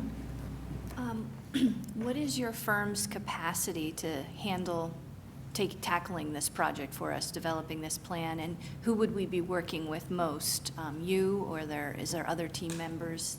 Well, we have capacity to focus on this. This would be a priority, absolutely, for us. You would mostly be working with me, and Courtney Starling very often attends meetings with me. She talks more than I do, so you know, we do a lot of work together, and in the office, we share the responsibilities of research and analysis, and we work together on, you know, we collaborate a lot. But it'll mostly be me who will be your point of contact and will be working with your stakeholders and your public. Great. Looking around, making sure I'm taking everybody in. We've asked you a lot of questions, Roberta. I don't know if you have some questions for us as you hear our questions and, you know, you're sitting there thinking and processing. Sure. I had, what kind of public engagement have you undertaken prior to this? I wonder whether you have already made an effort to reach out to the public. We've been very low-key as we, first of all, get to know each other, because we all have very different styles. I think it took a little while for us to realize that we wanted some solid professional advice, because we want this to be the big bang event of the town. For example, we have a annual Fair in the Square coming up on the 28th. And, you know, it's the 20th anniversary. It's a really big deal. And there was some reluctance on the part of the committee to participate because they felt, well, they weren't sure they were ready for prime time. And I think we are very concerned about doing such a really good job that, you know, I'm a little bit more reckless. People might think I was ready to go jump right in because I have some ideas. But I have to respect my committee in terms of saying, you know, I need to know more, we need to know more. And so I think the theme that I'm picking up, and anybody can correct me, is that we want to get it right, we want a solid foundation. And so basically we've been meeting, we don't get a lot of attendance. We have our bios on the website, which most committees do not do, to give the community an inkling of what we're about. We have our information out there. Gideon was phenomenal in helping us get that up right away in a very short time. We do not have a staff person as of yet. That is going to be the second part of what we need to do. So we're determined to do a really good job and to have it be, as I said, a very grassroots, transparent process. And anybody's free to chime in on this if you disagree with me or have something to add. Is that the 28th of September? Yes. Is that event? Okay. Really, they're throwing me a surprise party because my birthday is the next day, and that's why they want to do it. Just joking. So I wonder if you have concerns about specific neighborhoods or populations that you anticipate are low participation areas? Well, we have 35 languages in Watertown. So that's a great outreach effort that, you know, we have to really think about and analyze. Anybody chip in here?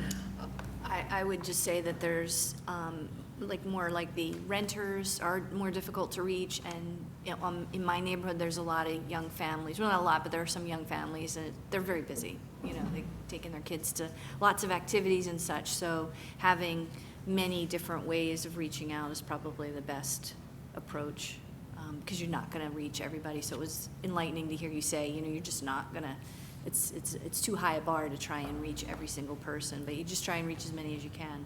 Yeah. I mean, I'd if like you, to add to that. go ahead, John.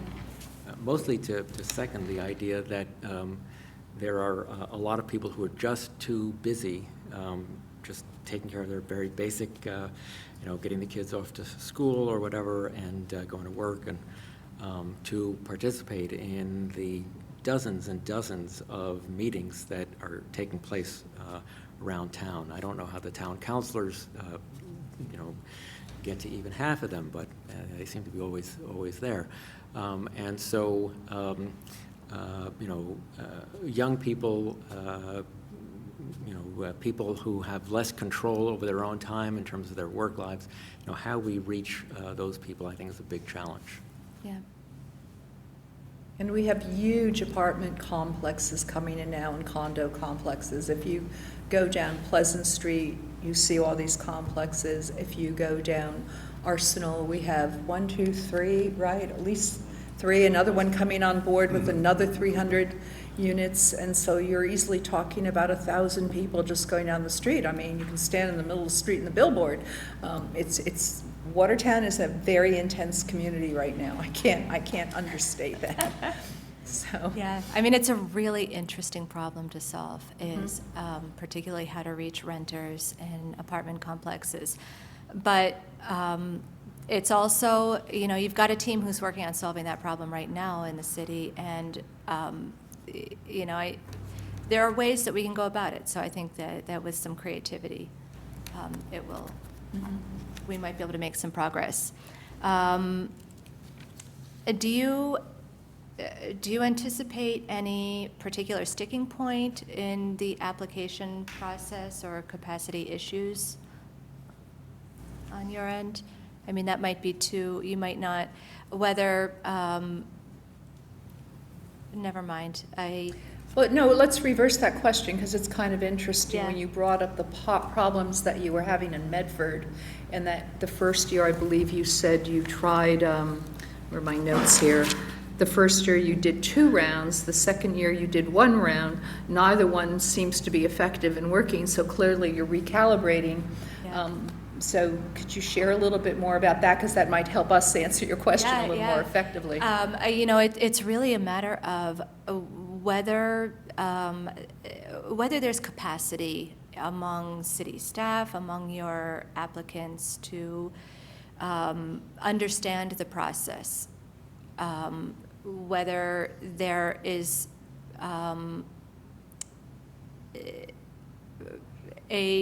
political issues around any of the particular program areas that you anticipate encountering in this process. I think for us, we're too new to know yet. Yeah. if we had a weak coordinator, you know, that could be a problem, but we don't have our position filled yet. So Yeah. I don't think we know even, we don't know what we don't know. Right. Well, that's helpful to know that you don't know what you don't know. Am I Yeah, missing? so Go ahead, Jason. I hesitate to even mention this. I know from being on the planning board that there's sort of, I think we have to acknowledge there's a bit of a division in the town geographically of certain areas being considered sort of like put upon more so than other parts of the town, like the East End. This comes up in a lot of hearings, and I know with my ear to the ground that we have to be really careful about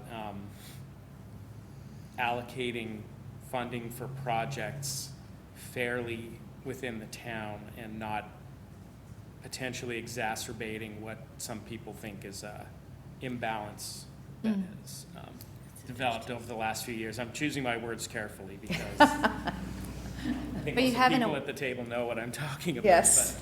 But, Have an awareness of this, Yeah. of this being a potential sticking point. yeah, and I don't know that the CPA, adoption is necessarily a solution to that, or if it would exacerbate it. It's probably neither, but I think just in the process, we're gonna have to really be, mindful of not only appearing to be fair, but just being fair and, allocating these resources in a way that everyone feels that they're getting something out of it. That's a really good point, Jason. Checking out. Dennis? I was interested in Jason's question about getting people to perform and so on. In the past, the town went through a situation where a 50-acre development was supposedly funded by the developer, and then after the developer was chosen, he said he didn't have funding, and therefore he had to bring in a developer who had been excluded in the final process. And I just get a little leery because, I don't want to make the same mistake twice, so to speak, so. One of the tools that you have, I believe, is in preparing your decisions and your grant applications so that when you anticipate where there might be problems with a specific proposal, you can spell out ahead of time how those problems are going to be solved or what the conditions are for the funding being received. Thank you. Well, I think that's part of what we're supposed to do. It's due diligence and vetting and making sure that all the i's are dotted and the t's are crossed before we even consider moving forward and passing it on, to the approval process. Right. Simple. Anyone else? We're almost at that witching hour. I just want to make sure if anybody has another question or concern, we get it in. Gideon, he's our esteemed senior planner. I didn't know if you had something you wanted to add. You've been so supportive of us. I think you guys have done a wonderful job of asking questions and great presentations. Okay, I see my Concom chair grinning at me. All right, I'm going to break my own rule. Would you have anything you'd like to add, Leah? I thought you asked one of the questions. Great. You answered very well. And I can't see Lisa? I didn't, okay, sorry, Lisa, I couldn't see your head. Did you have anything? Thank you for, I was really impressed with all the preparation and thank you for being able to be here and fully answer your questions. Yep.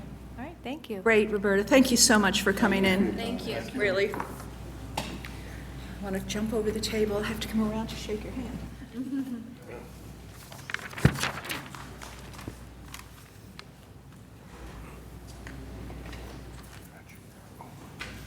That's the advantages we get to. An offset's getting out of work. Thank you. No.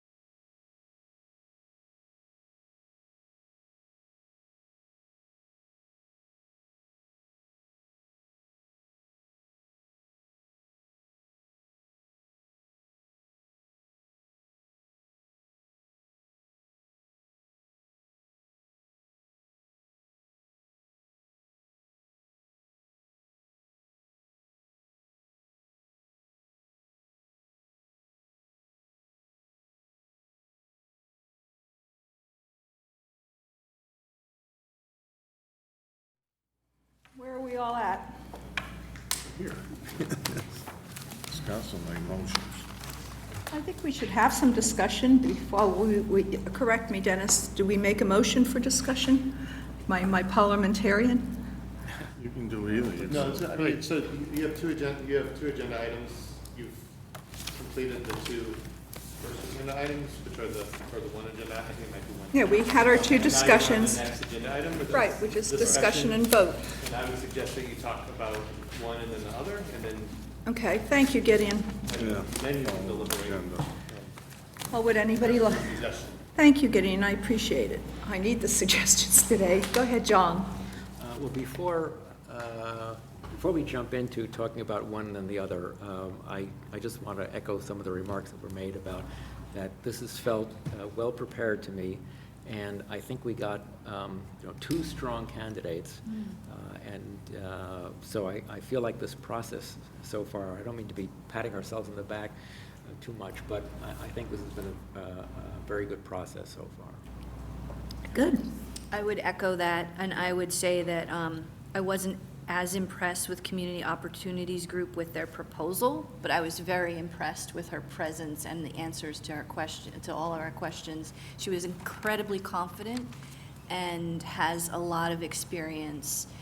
The experience is like not in cities and towns similar to ours, except for Medford, like you said. So that's one piece of it. And then I'm a little wondering, like, if she's having to be the marketing person for this, but she's also the project manager, like, how many other things does she have going on? But I think that they would bring the level of commitment we would be looking for.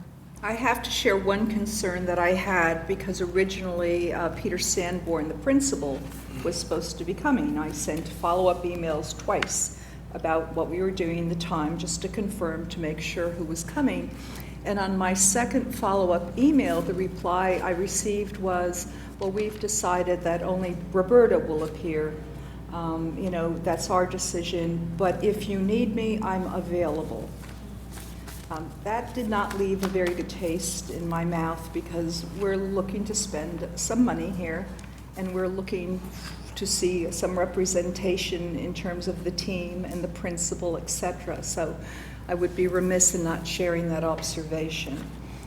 The other thing is also there were some mistakes in the proposal that concern me. We are not done in June 2018. Right. And so I know I maybe sound a little picky, but I am, so I just wanted to share that. And I know we're kind of spilling back and forth and talking about our candidates. Gideon suggested we talk with one at a time. We can do what we want, though. Yeah, we can. So, I'd like to hear other comments from the group, from other people's observations. Bob? Yeah, I like the fact that the first group, Jen and her partner, played off each other. I like that a lot. That showed a lot of teamwork. I like their visuals. We saw what we were going to get. And to me, that's important for not only the group, but for the community. I like their answer on branding, although I'd like Roberta's answer as well. But I think they hit the nail on the head on the branding issue. So that's just my opinion. Well, yeah, they actually brought, Jason, would you mind using the mic, please, so we can be sure to hear you? Thank you. so, I mean, in that sense, I think they actually brought examples of branding, which demonstrated that they understand the importance of it, and that we look at it and see a couple of different examples. So, saying that it's an important part of the process is one thing, but showing examples, I think, is. I agree with you. Yeah, and since I have the mic, actually, I'll say, I agree with Maria also that I think what their proposal, although their proposal maybe paled a little bit in comparison to Goldson's, I thought that her presence here and her ability to answer the questions confidently was offset that a little bit. Yeah, I mean, I made a lot of notes, like that, regardless of who we pick. I Right. just felt like she really nailed the answers to the questions. Roberta did. But regarding J.M. Goldson, I loved the visuals too. I loved all their answers to questions. They were obviously enthusiastic. having somebody that actually set up what was like the coordinator position is a huge bonus, because she knows the person that we need to hire for our staff liaison, the ability to train that, but train it well. Like, she knows exactly what needs to be done. COG may know some of that because she's the chair of a CPA. But I thought that that was pretty key, that they have a lot of, I think the strength of J.M. Goldson is they have a lot of community engagement experience. That seems to be a huge advantage. If you recall in her background, she's she's part of the Planning Association, but she's also part of the Facilitators Association. You know that she's really geared up for this kind of work in terms of how she presents. Susan, I'm looking, I think you wanted to say something. Well, I was just Reading following up you. on something you said, which is, and I'm remembering something someone said to me once, that about having a lot of experience allows you to see around corners. And I thought about that for a while because it didn't make much sense. And then I realized that it does in fact make sense. You can see the problems before they're actually in your face. And I find that the experience of Goldson, I think, would be really valuable for us. I also was enormously impressed with how thorough their proposal was to us, and how thorough, even here, the kinds of things that they gave us. I really wasn't impressed with the COG's. It was very superficial, and that kind of bothered me, because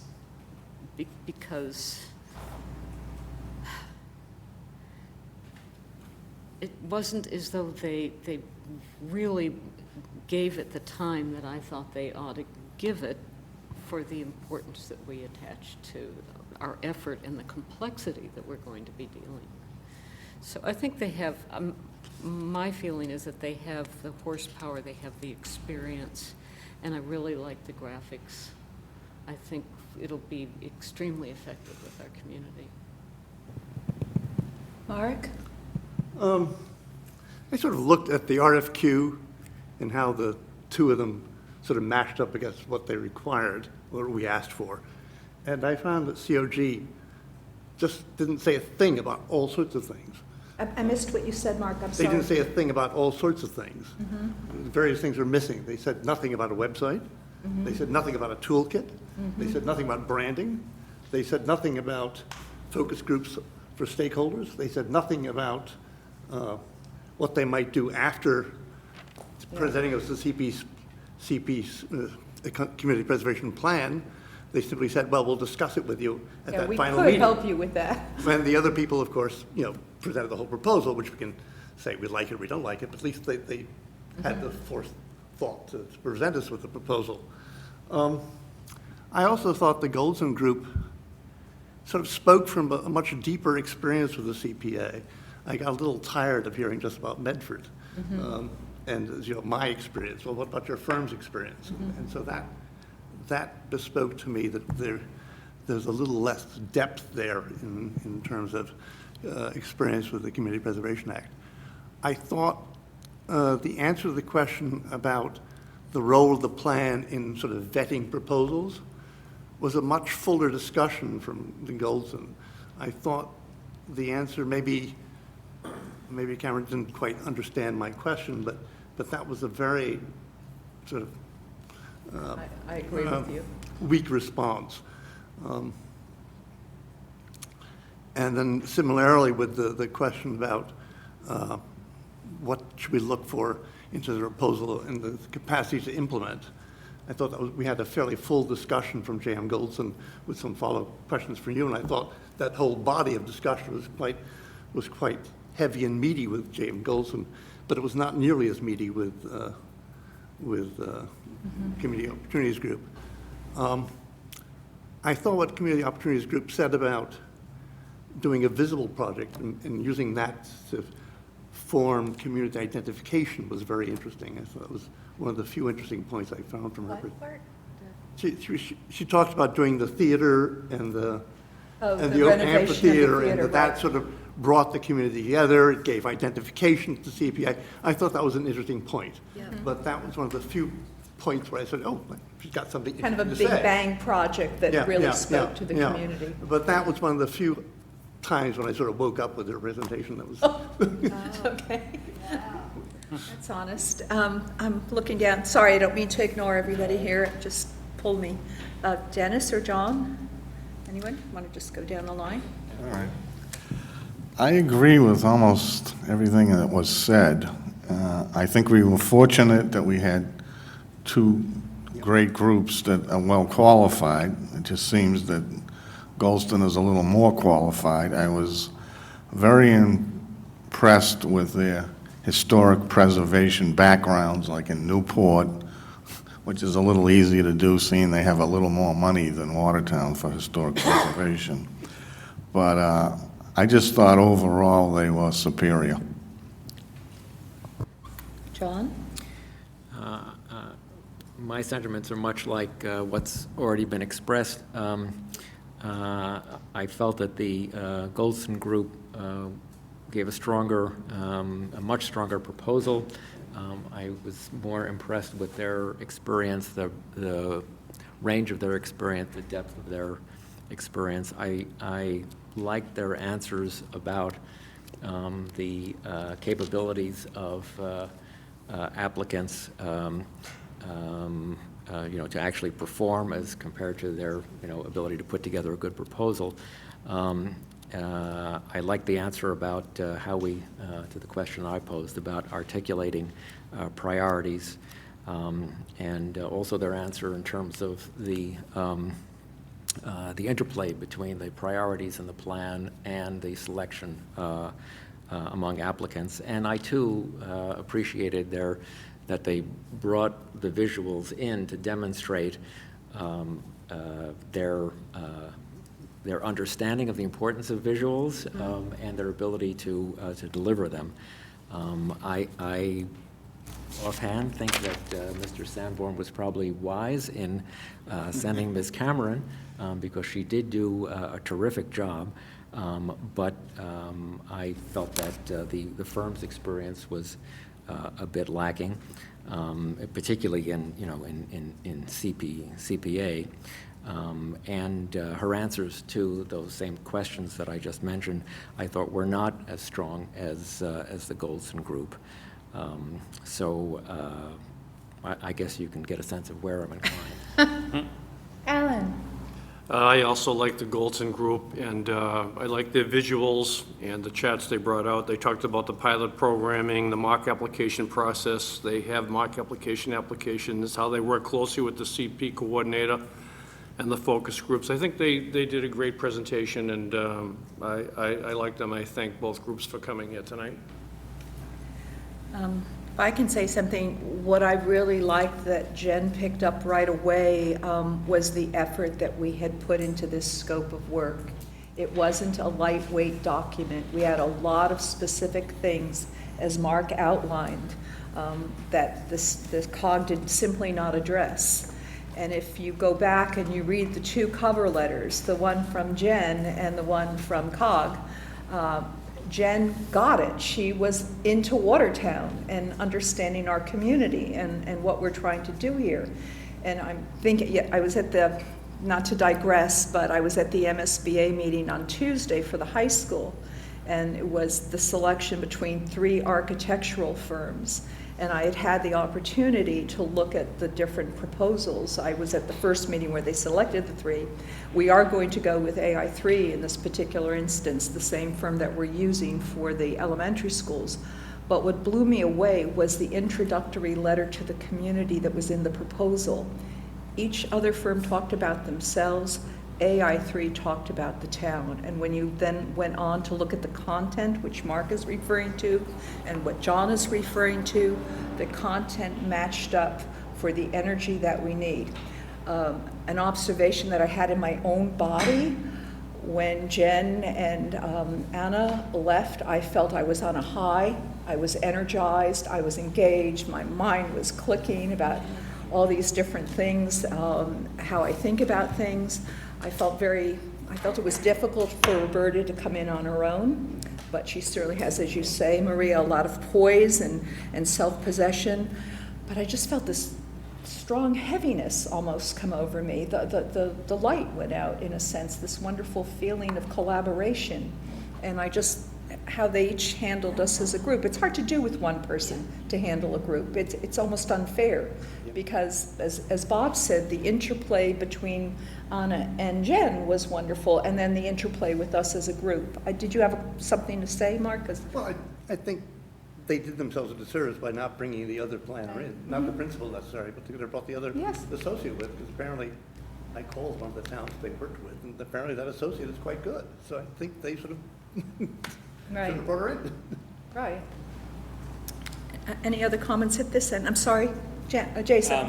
And you know, I deliberately asked the question about the pilot program to Roberta, because I thought that was a really great idea. I mean, that really kind of spoke to me as a way to get our engines revving and understanding how it all works. And, you know, she answered the question in a way like, it was kind of vague, like, well, yeah, I suppose we could do something like that. But, I mean, I think that's something you would lead with, like Jen did. Yeah. And really use it as a selling point. So Roberta's answer to that was kind of, yeah. Yeah. I just want to add, because I was a little surprised, like when Jen and Anna left, I thought, wow, that was a home run. I really felt like they did a home run. And then when Roberta came in, it is a lot harder to do one person, so I agree. But I would definitely give the edge to J.M. Goldson in case there's any wondering how I would vote. I would definitely say, but I really do agree with how Jason put it, that it offset. She has a wealth of experience that did not get conveyed, but there are mistakes in their proposal, dates, typographical errors, the attention to detail, the capacity for them to take on this project is a bit unknown to me. So I would definitely give the edge to J.M. Goldson, but do think that we do have two good qualified candidates. Yep. Are there other comments? If not, can I get a motion to I'd put like to this make a vote? motion, Madam Chair, that the Watertown CPC hire J.M. Golson as our consultant. Do I have a second? Second? Would we like to do a roll call vote, or is everybody just comfortable voting? Just all in favor or opposed? All in favor? Aye. Aye. All opposed? Hearing none? Hearing none? Carries. It's unanimous. Thank you. Sorry. Can I ask a question about that now that we've actually passed that? Yes, Jason, that of vote? course. So the wording of it, I mean, we haven't hired, we now begin a process of negotiation with them, I Correct. assume, based on their fee, right? Correct. Okay. And we don't know, we weren't given even I should have asked this before we voted. That's not the type of request that we had, so now No, we... but sometimes you even just get an hourly rate comparison, like you just get a sheet, and these are the hourly rates. You might just get a general sense of, level of cost. As I Our understand, RFQ did not request that. Okay. Right. pardon me, I couldn't hear what you said. Our RFQ did not request that. Yes, it didn't do that for specific reasons, as I recall, and I know that Jen had sent it in, but of course I wanted to peek, but we weren't allowed to because the RFQ's process is different than the request for proposal process. Do you want to answer that, Gid? Thank you. No, I'm aware of the Okay, process. I- There's no price involved. I was going to speak to the next steps. Right. So even though you made a motion to hire her, Yes. but what the next step is that we will negotiate a scope of work. We'll work with the consultant that you have selected as your preferred candidate, and we will work with them to actually create a scope of work, and then that scope of work with the actual budget and the funds that would be allocated would be That's up to presented us. to the committee, and you have to vote on and make a decision that that amount of funds, whatever that is approved for administrative, because it's it'll be a chunk of change. that- Right, I do want to mention that, when we were talking about the website, Jen was very straightforward. That's a different kind of project, and while they could certainly help us, just what we're doing in our own town with website stuff, that might be something that we put a cut aside to say we need to get to that, maybe we get some ideas. I don't know, I'm just saying. And the other thing is the community engagement piece. I don't know how many people had the opportunity to go review Bang the Table and look through some of the articles that they have there. They do a lot with socioeconomic diverse groups and stuff like that. There's some really good articles that have been attached. But that also, it can be a hefty price tag for these programs like Co-Urbanize. So if she's using this on a regular basis, obviously, maybe she gets a discount for that kind of a program that we would say, well, we need it for 6 months, let's say, until we get to this process. I don't know, but these are the deeper questions that we have to talk about. Mark, go ahead. So what is the basis of the scope of work? Is it their proposal, RFQ? Do you take the RFQ and just redraft it? What happens here? So they will present us with their proposed scope of work. Typically, you would have them do the core, like what you absolutely expect, which is in the RFQ, and then those pieces that we would like to have. And so there's different levels of that. So those could potentially be as add-ons. And so like the stuff that they proposed about the training, et cetera, that was in the request, but it wasn't a requirement, so potentially. So that could be an add-on, that this component would be an additional amount of cost in order to train and bring you through a complete process through the first year, because that's obviously much more than just the plan, which is the core and the first step. So it could be broken into the component parts, and then you can look at the different pieces and make a decision on those. Go ahead, Mark, I can add something. Yeah, so how long is it going to take to finalize the scope of work and the contract? And when are these people going to be on the ground, so to speak? From what I understand, in speaking very briefly to Steve, and Gideon, please correct me if I'm misspeaking, it's not that complicated. It'll be a meeting and talking about these things, and as I said, we might have to break a couple of price points out just for discussion to say where we are. And I'm not... I think the tricky part for you, just speaking from having interacted, and this is the first time you've spent money. Yep. So I think that you're going to get a scope of work and a number on that. And if it seems reasonable to you, then it's not going to be a difficult decision. But if there's a conversation in it and there's a shock, or there's, like different components of it, that could be something that is going to be hard for you to decide, and you might want to have a conversation back and forth, et cetera. So, no, you're right. I mean, the scope of work that we put together was a lot more than other communities have done, just because we don't have a staff person, et cetera, not yet, and we have a complicated community. We're not some little town. We have a lot of money. We want to do it right. I think it's really critical. Mark, I don't mean to cut you off. So we'll coordinate as staff. We'll coordinate and get them to give us a scope and identify the things that they proposed. Because they have they even though it was a request for qualifications, they looked at our draft scope and they really spelled out how they would envision doing that. And so that would be the initial, and so it would provide the deliverables and some of the details. Obviously, some of that they're going to have to interact with us and negotiate. Like they make some suggestions about, but they're calculating that piece in. And then we could have the hourly rate for additional work, et cetera, as part of that. So what we can do is, as staff, take that in, get it, then we can submit it to all of you so that you can individually look at it. Submit it to Lydia to submit, or whatever the process is. Mm-hmm. And then you would have to have a meeting to make, to have a vote. I guess I have 3 questions. Will the budget for this be broken out in 3 ways? Do the plan, the public engagement process, maybe with some itemization of what the different community engagement parts might be. Right. Some may be more expensive. B might be the website, and Correct. social media might be a separate sort of budget for that. Correct.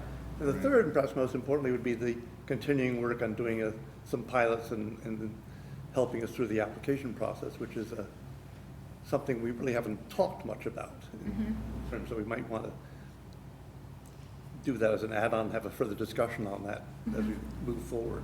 Before Maria? somebody answers that, I would just suggest that you keep it simple at first, and let her decide how she wants to. You usually don't dictate how they might break out the pricing in a scope of work. They're gonna break it down unless you really wanna know every piece. So you could ask for it that way, but I think that the 3 areas you mentioned are probably logical.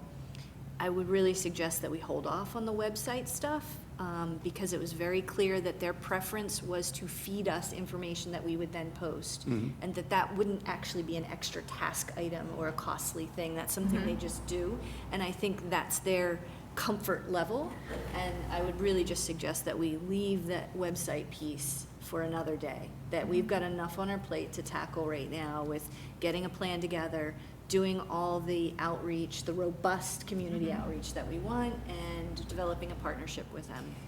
The interesting thing to me. Oh, and then one more thing is that you can always do it, this will be like an engineer, a change order, like of sorts. Yes. You can always add that. Addendum. Yes. An addendum to the contract. Right, and the other thing that she mentioned with Bang the Table is you can set it up as a separate URL, which gives us a platform for things, and you can either keep it that way, or you can then incorporate information into your website. So having the Bang the Table might be an advantage, because it does give us a presence in our style, so to speak, that we're looking for. Those are the things that I'm thinking about. As you notice when you read her proposal, they're also available on an ongoing basis as needed, like David Gamble is, overlooking plans with the planning board or things that are being proposed.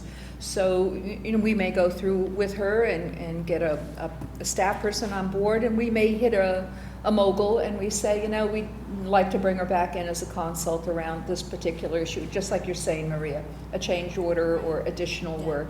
Susan? So, in the meeting where the fee is worked out and the scope of work and all that kind of thing, will someone from this committee be a part Yeah, of that? I'm going to be there, absolutely. It's not my area of expertise in this, but certainly I want to be there to listen, ask questions. I get a general gist of what everyone is asking here and report back to you, because this is our decision. It's not planning's decision. It's our decision. Just to be clear, the first step is just to ask them to send us the scope of work. Right. It's not a hard lift. It's just say, the committee has deliberated and would like to move forward with the scope of work with your firm. Can you please submit?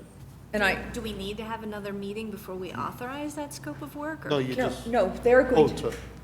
Okay. No, it's to make, you need to vote on and approve the expenditure of funds to sign the contract, and then the town would sign the contract once you've determined that you will allocate the X number of funds for the So we have contract. to wait until next meeting to So even you give could a have notice to proceed. you can have a special meeting. We can have a special meeting, as soon as we get that in, I can contact, we can have a special meeting for half an hour at our convenience to be able to do that, so that I don't see. Lodia? Yes, I'm sorry, John. Thank you. If, as Gideon was suggesting was possible, if it's not an easy decision of, okay, there's been a negotiation and there's a number and we like it, if we're discussing a contract here and the terms of a contract, particularly the money side of it, is that a discussion we can have an executive session or not? I don't think in this instance that would be appropriate, because you're not negotiating it's not about the negotiating the money, it's actually negotiating the deliverables. So you're really just you're deciding to pair things out of a scope of work.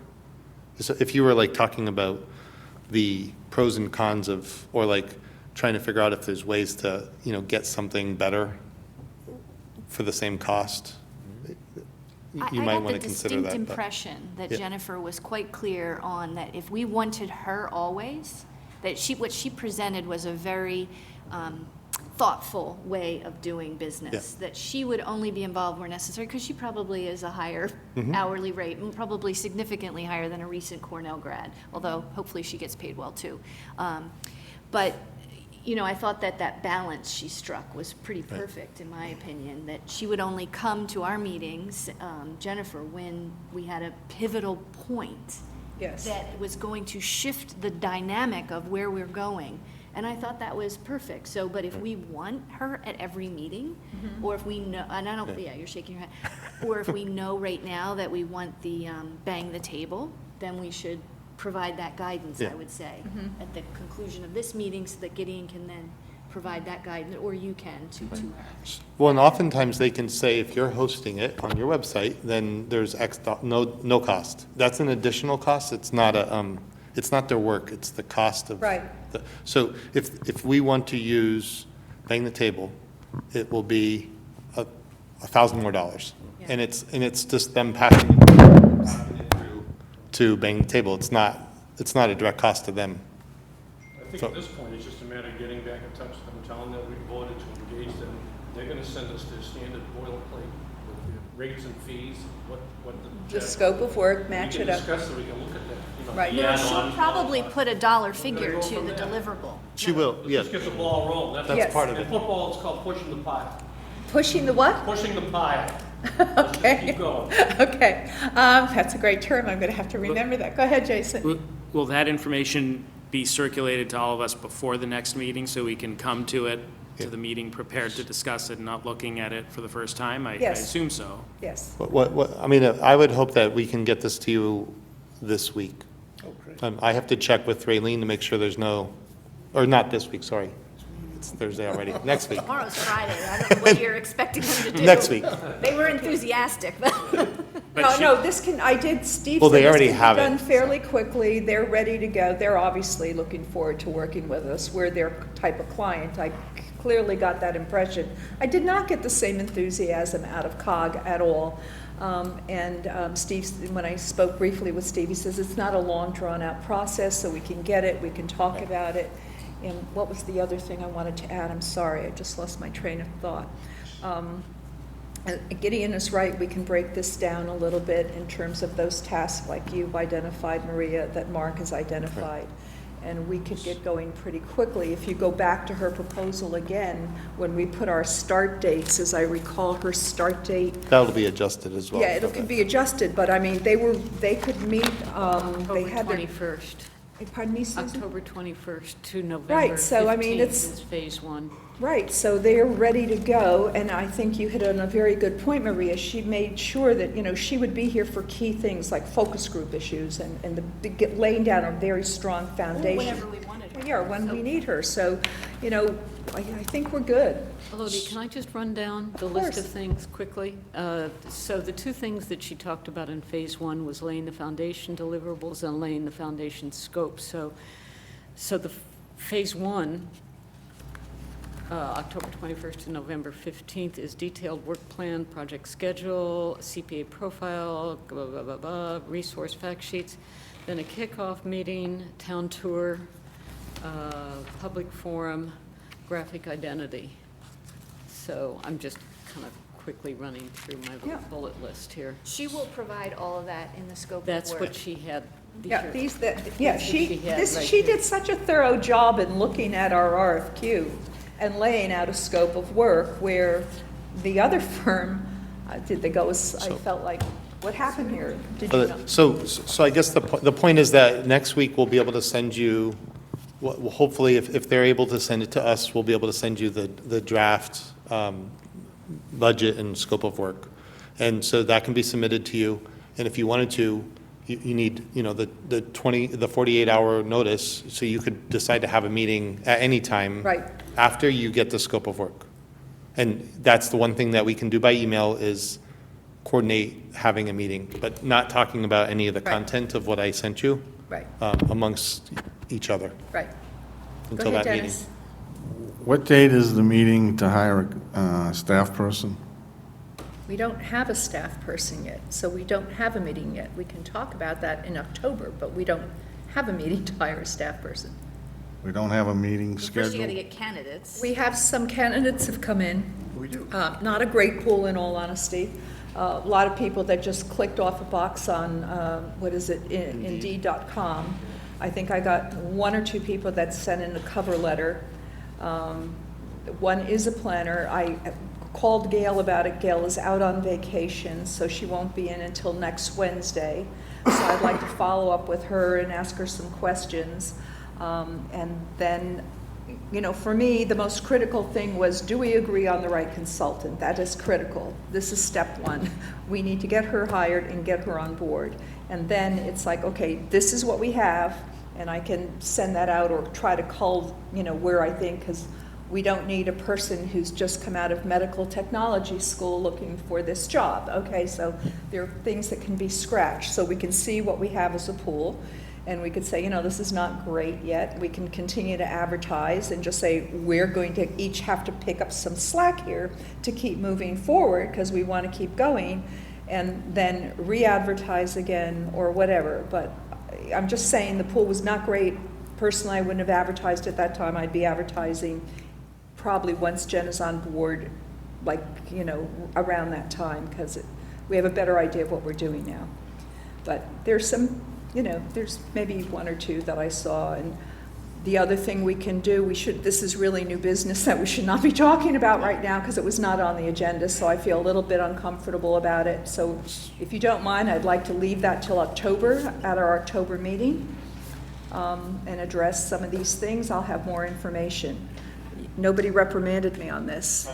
I've got all the experts over here and they're letting me go, so, you know, okay. Other business, you heard me. Okay, sorry, Mark? It's other business. Yeah. Other business, yes, so, That's not on your agenda. it's not on the agenda, so technically I should not be talking about this. So And I move we Dennis- adjourn. Do we have a second? Second. All right, great. Hi. Hi. Thank you, Thank you. everybody. This was really, thank you. Well done, everyone. Progress is right. Keep pushing the pile.